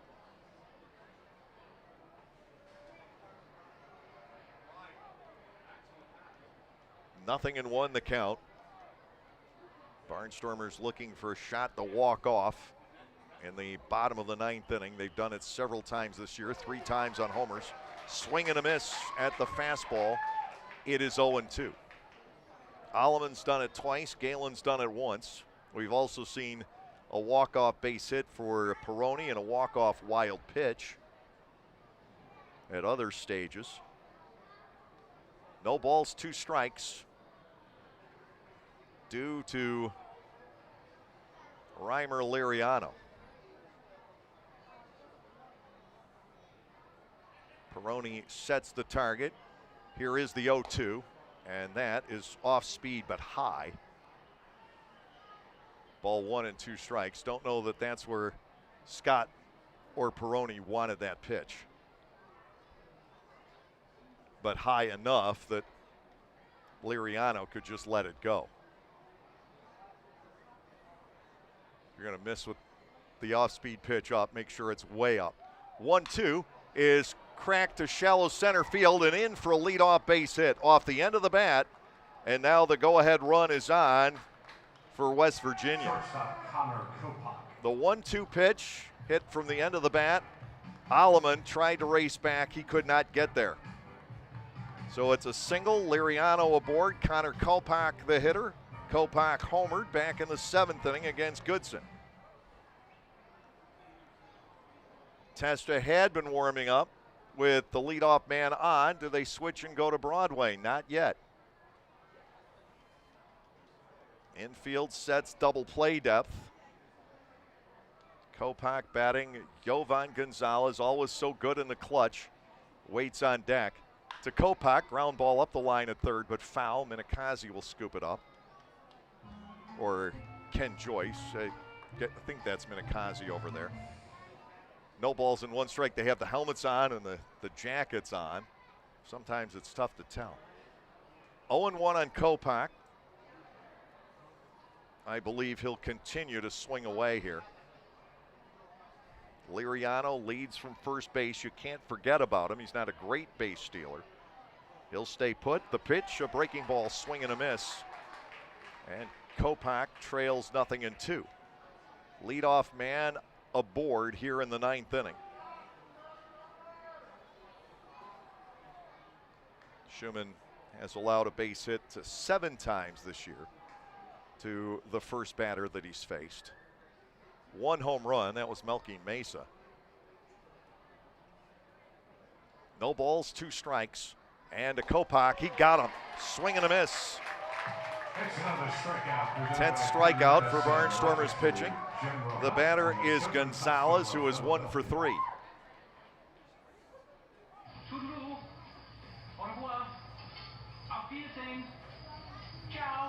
A lot of off-speed stuff here.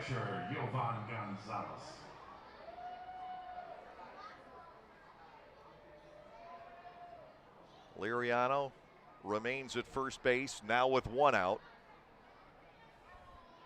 Peroni setting the target. Runner goes, pitches inside. Anthony's throw is into center field, and that will send the go-ahead run to third base. Liriano with the steal. Peroni's throw tailed and ended up in center. It's 1-0 on Yovan Gonzalez with the go-ahead run at third and one out.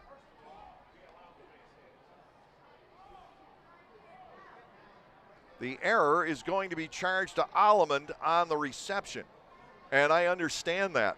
I wondered if that call would be made, so now the Barnstormers are compelled to bring the infield in. Single, stolen base, and an error on the reception. On that throw, it did start to tail. The Barnstormers are guilty of their third error of the game. Schumann needs a strikeout of Gonzalez. The 1-0 finds the inside corner. The strike is called. It's 1-1.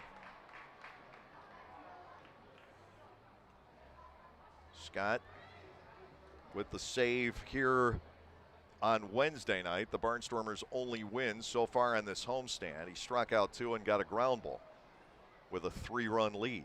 To Gonzalez, popped up foul. It's 1-2. Connor Myers, the center fielder, is on deck for West Virginia. Playing in a shower here in the ninth inning.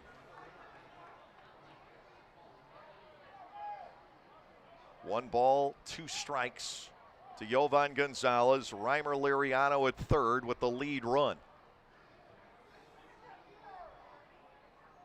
Schumann really could use the strikeout. Here is the 1-2, and it's dribbled foul. Still a ball and two strikes. Lancaster just tied the game in the bottom of the eighth on the leadoff home run by Alejandro De Aza.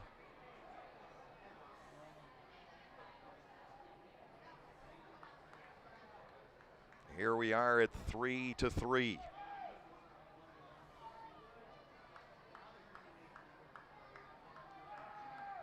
One-two to Gonzalez. The pitch fouled again.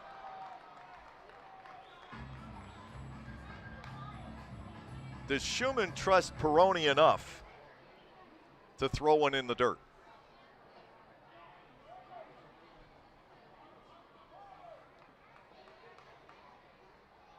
One and two here.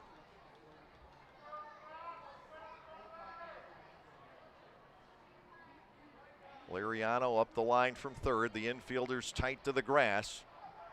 Schumann ready to go. 1-2. And this is Sky to shallow left field. Robinson will get behind it. Liriano coming from third. Trayvon's throw is late at home. The sacrifice fly puts the West Virginia Power into the lead. It is 4-3. Not a deep fly ball, but deep enough to score Liriano. And the run, at the moment anyway, is unearned. Connor Myers bats with 2 outs and the bases empty. Lancaster trailing 4-3. The muffed throw at second base has cost the Barnstormers, and they will need to come back with a run. Hoover, Rendon, and Gindel. And now Broadway has begun to throw. The Barnstormers will appeal to third. Schumann was motioning to Hoover, but he did not depart early. Liriano left on time. Barnstormers won a game at Bridgeport on that appeal several years ago in the early days of Butch Hobson. And I mentioned Ramon Castro earlier. He was the guilty party. 4-3 our score. Swing and a miss by Myers. It is 0-1.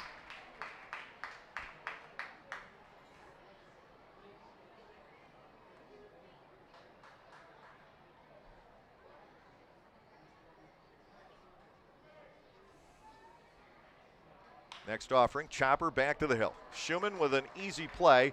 He's going to take it all the way himself and not risk the throw. One unassisted, and Schumann having a war of words with Connor Myers.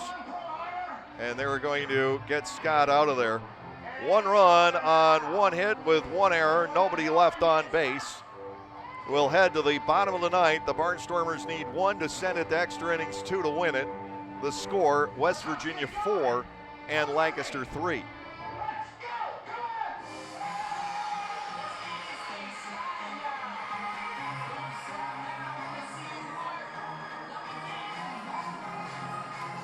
You can enjoy a night at the ballpark and help out the United Way of Lancaster County. All you have to do is spend 3 hours as an usher during a Barnstormers home game, and the ball club will donate $20 in your name to the United Way program of your choice. Be a friendly face, have fun, and raise money for your favorite local charity. To sign up, go to the LancasterBarnstormers.com website and head to the community link, and we'll see you at the ballpark. This is the sound of someone looking out for the safety of a loved one. Come here, honey. Let's get you buckled up. And this is the sound of a Lexus looking out for someone else on the road. At the Lexus Golden Opportunity Sales Event, you'll find great deals on our full line of vehicles, each with our advanced standard safety technology. But hurry, the sale ends September 7th. Experience amazing at your Lexus dealer. Pre-collision system with pedestrian detection is not a substitute for safe and attentive driving practices. See owner's manual for additional limitations and details.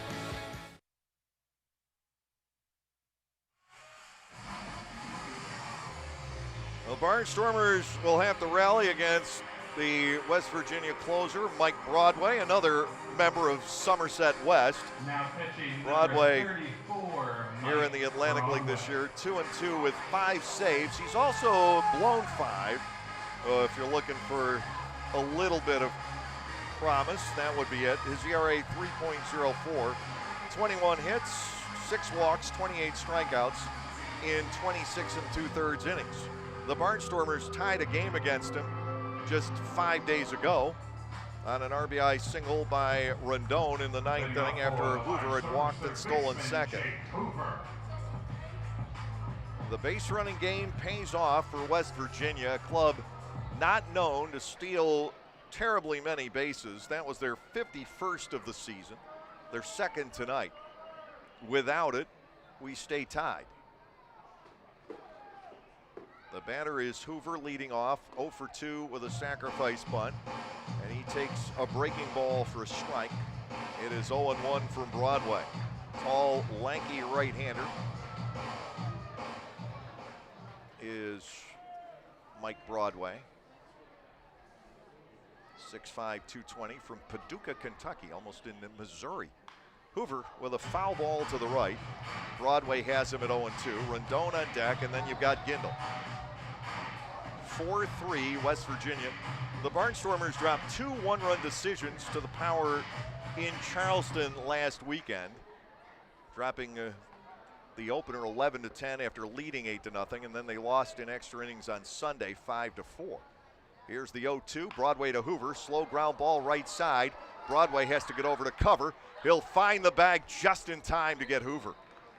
The out goes 3-1. And Rondon will step in. 1 for 3 for the Barnstormers shortstop here tonight.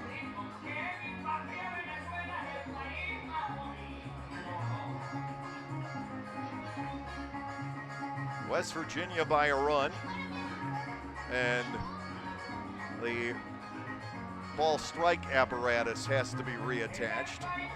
That takes just a brief moment.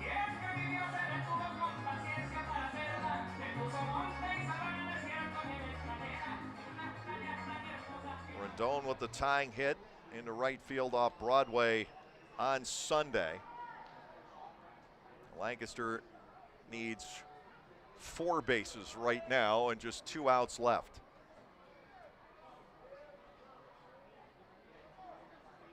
Right-hander is ready to go. Rondon fouls it back. He went for it all on the first swing.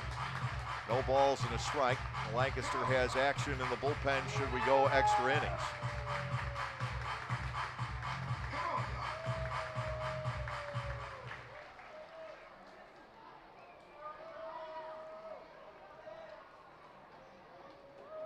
Before we started last Friday night and through the first 4 innings of last Friday night, it looked like the Barnstormers were off to the races and very, very possibly on the way to a second half title. But dropping that 8-0 lead last Friday night sent this Barnstormers club into somewhat of a tailspin. They need a big win here. Swing and a miss by Rondon. It's 0-2. But they are now 1-5 against the Southern Division over this last week and in dire need of a 9th inning run tonight. Rondon trails against Broadway at 0-2. Gindel is on deck. Here is the pitch. Rondon holds on the swing and gets ball one down low. Everything was going right for this ball club for about a week and a half. They were getting all the clutch hits, getting the big efforts out of the bullpen, and they won 7 out of 9. And it just flipped around really in the 6th inning last Friday night. Driven foul by Rondon as Broadway got it in on him. The count remains 1 ball and 2 strikes here.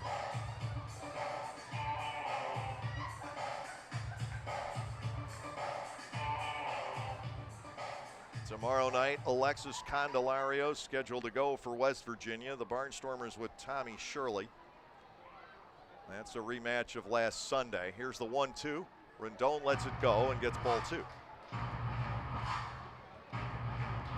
And then Sunday, in many regards, TBA on both sides. Zach Smith with his turn coming up. We just don't know where Ryan Eads is going to fit into the rotation, but he will be in it. 2-2 to Rondon. The pitch is looped out to left field. Coming in is Martinez. It will be in front of him, and the Barnstormers have the tying run on at first. Rondon with his second hit tonight. The Barnstormers have their 10th. Here is Gindel, 2 for 4 with a run scored. Allemond is on deck. You've got some players with penchants for a late drama.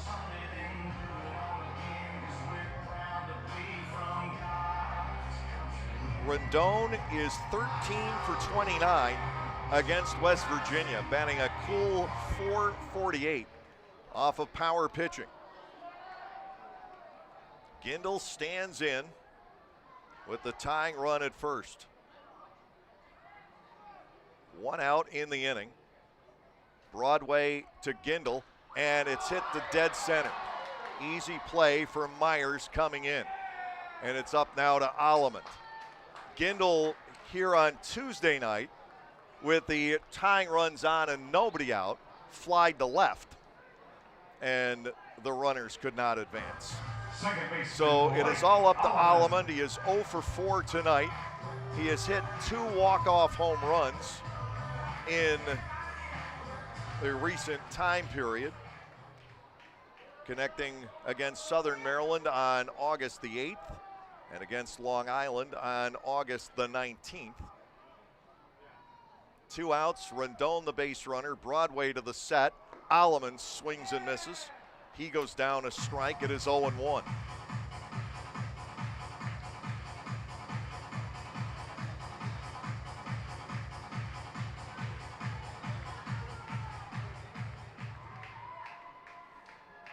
Rondon with the lead. Allemond has a lot of room in the gap in right center and a lot of room up the middle. Here is the 0-1 pitch, taken down and in for a 1-ball, 1-strike count. De Aza is the on-deck batter. He homered to tie the game last inning. An unearned run, breaking the tie in the top of the 9th inning. Lancaster trailing 4-3. Allemond batting at 1-1. The pitch is in the dirt, knocked down by Gonzalez, and a 2-ball, 1-strike count.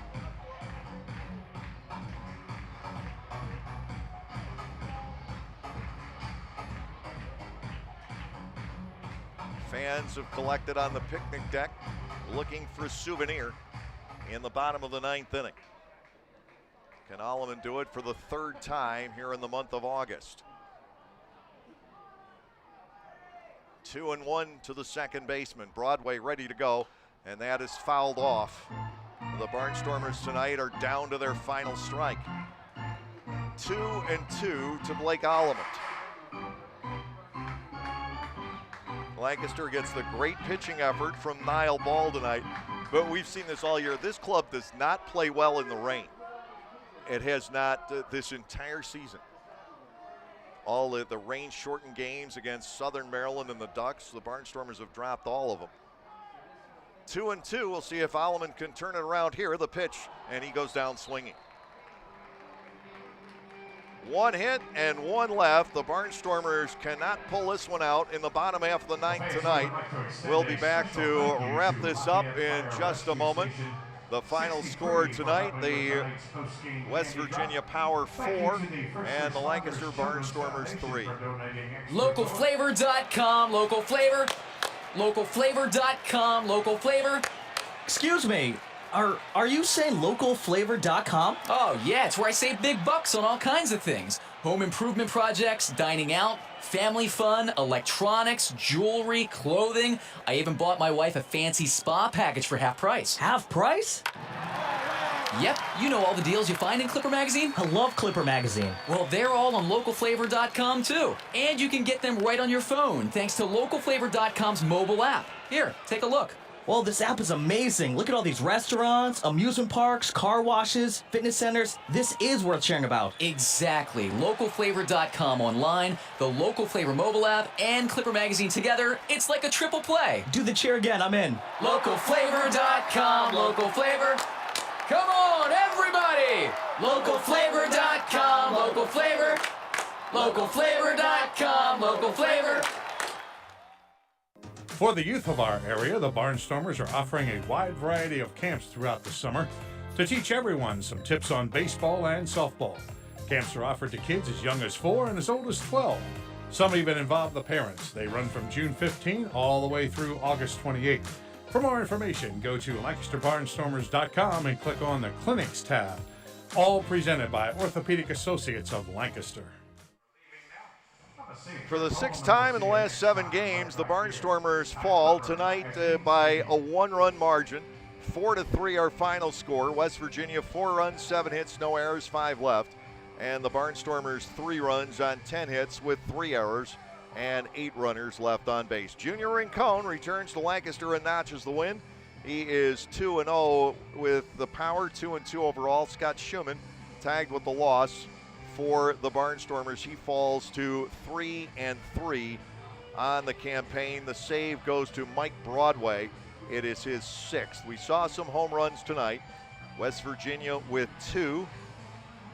Alberto Callaspo connecting off of Niall Ball in the first inning, his 3rd home run of the season. Connor Kopak with the leadoff shot against Donald Goodson in the 7th, also his 3rd. Alejandro Deaza with the game-tying blow for the Barnstormers in the 8th inning, his 7th home run of the season. Time of our game tonight, 3 hours, 12 minutes, 40-65. The crowd here at Clipper Magazine Stadium is they're strewing candy for the youngsters all over the outfield. And the kids that did make it tonight, braving the elements, are about to be allowed to charge out onto the field. The fire department is going to have the rest of it placed on the field from a ladder truck that is high over the wall out in left field. The West Virginia Power took the lead in the top of the first on the Callaspo home run to the apex of the tent in right field. The Barnstormers able to counter that in the bottom of the first. Caleb Gindel led off with a single off the right field wall. 1 out later, Alejandro Deaza hit a sinking liner in the left center field. Teodoro Martinez went for the diving catch. The ball bounced past him and got to the warning track, tying the game at 1. In the 3rd inning, West Virginia scored the go-ahead run in a quirky fashion. A leadoff base hit for Nate Easley, and with 1 out, he would steal second base. Callaspo walked, runners were at first and second with 1 out, and then on consecutive motions, Ball was charged with a balk. Easley eventually scored from there. Niall got out of the inning. The Barnstormers trailed 2-1. A home run by Kopak in the 7th inning, leading off, made it 3-1 in favor of West Virginia. The Barnstormers got a run back in the bottom of the 7th with their speed as Anderson De La Rosa led off with a double. Nick Schumpert ran for him at second. Jake Hoover laid a bunt down along the first base line and raced behind it. Jovan Gonzalez watched it thinking it would go foul. It stayed fair, and by the time that Gonzalez fed Espinal for the out on Hoover, Schumpert came steaming around. He beat the relay throw as pitcher Eric Sekula backpedaled to the plate, and Schumpert coming across to make it 3-2. De Aza tied the game with his home run in the 8th inning. But then an unearned run in the 9th inning spelled doom for the Barnstormers. Reimer Liriano led off with a soft line drive single into center field. He stole second with Jovan Gonzalez at the plate, and when the throw from Peroni tailed off the glove of second baseman Blake Alleman and it rolled away into center, Liriano got up, took third, and Jovan Gonzalez hit a fly ball just deep enough into left field to score the go-ahead run. The Barnstormers managed a one-out single by Clea Luis Rendon in the bottom half of the 9th inning. That was it. Lancaster succumbing tonight by the final score of 4-3. Elsewhere in Atlantic League play this evening, the Southern Maryland at York game was rained out. We talked all night long about the wet weather around us. If you need evidence, look no more than what happened in York. They were rained out very, very early for the game tonight. High Point now has turned it around and beaten Long Island 4-3 the final. Gastonia leads Lexington 11-10 in the top half of the 9th inning at Caramount Health Park. If that holds up, then the top 3 teams in the Southern Division will have all won tonight. High Point coming in with a 1-game lead over Gastonia and a 2-game lead over West Virginia. That would hold. Meanwhile, the Barnstormers fall 1.5 behind Southern Maryland in the North in the second half. Lancaster goes down here 4-3. The Barnstormers now 1-3 on the homestand and 1-6 in their last 7 games after breaking out on top in the North here in the second half. Tomorrow it will be Alexis Candelario, Tommy Shirley, the pitching matchup with fireworks following our game. 6:30 the start time tomorrow. We'll be on with the starting lineups beginning at 6:25. Until then, for our video producer Ryan Cortazzo and all the cast and crew here at Clipper Magazine Stadium, as well as our presenting sponsor, Gockenauer Appliances of East Petersburg, I'm Dave Collins. Have a great evening, everyone, and we'll see you at the ballpark.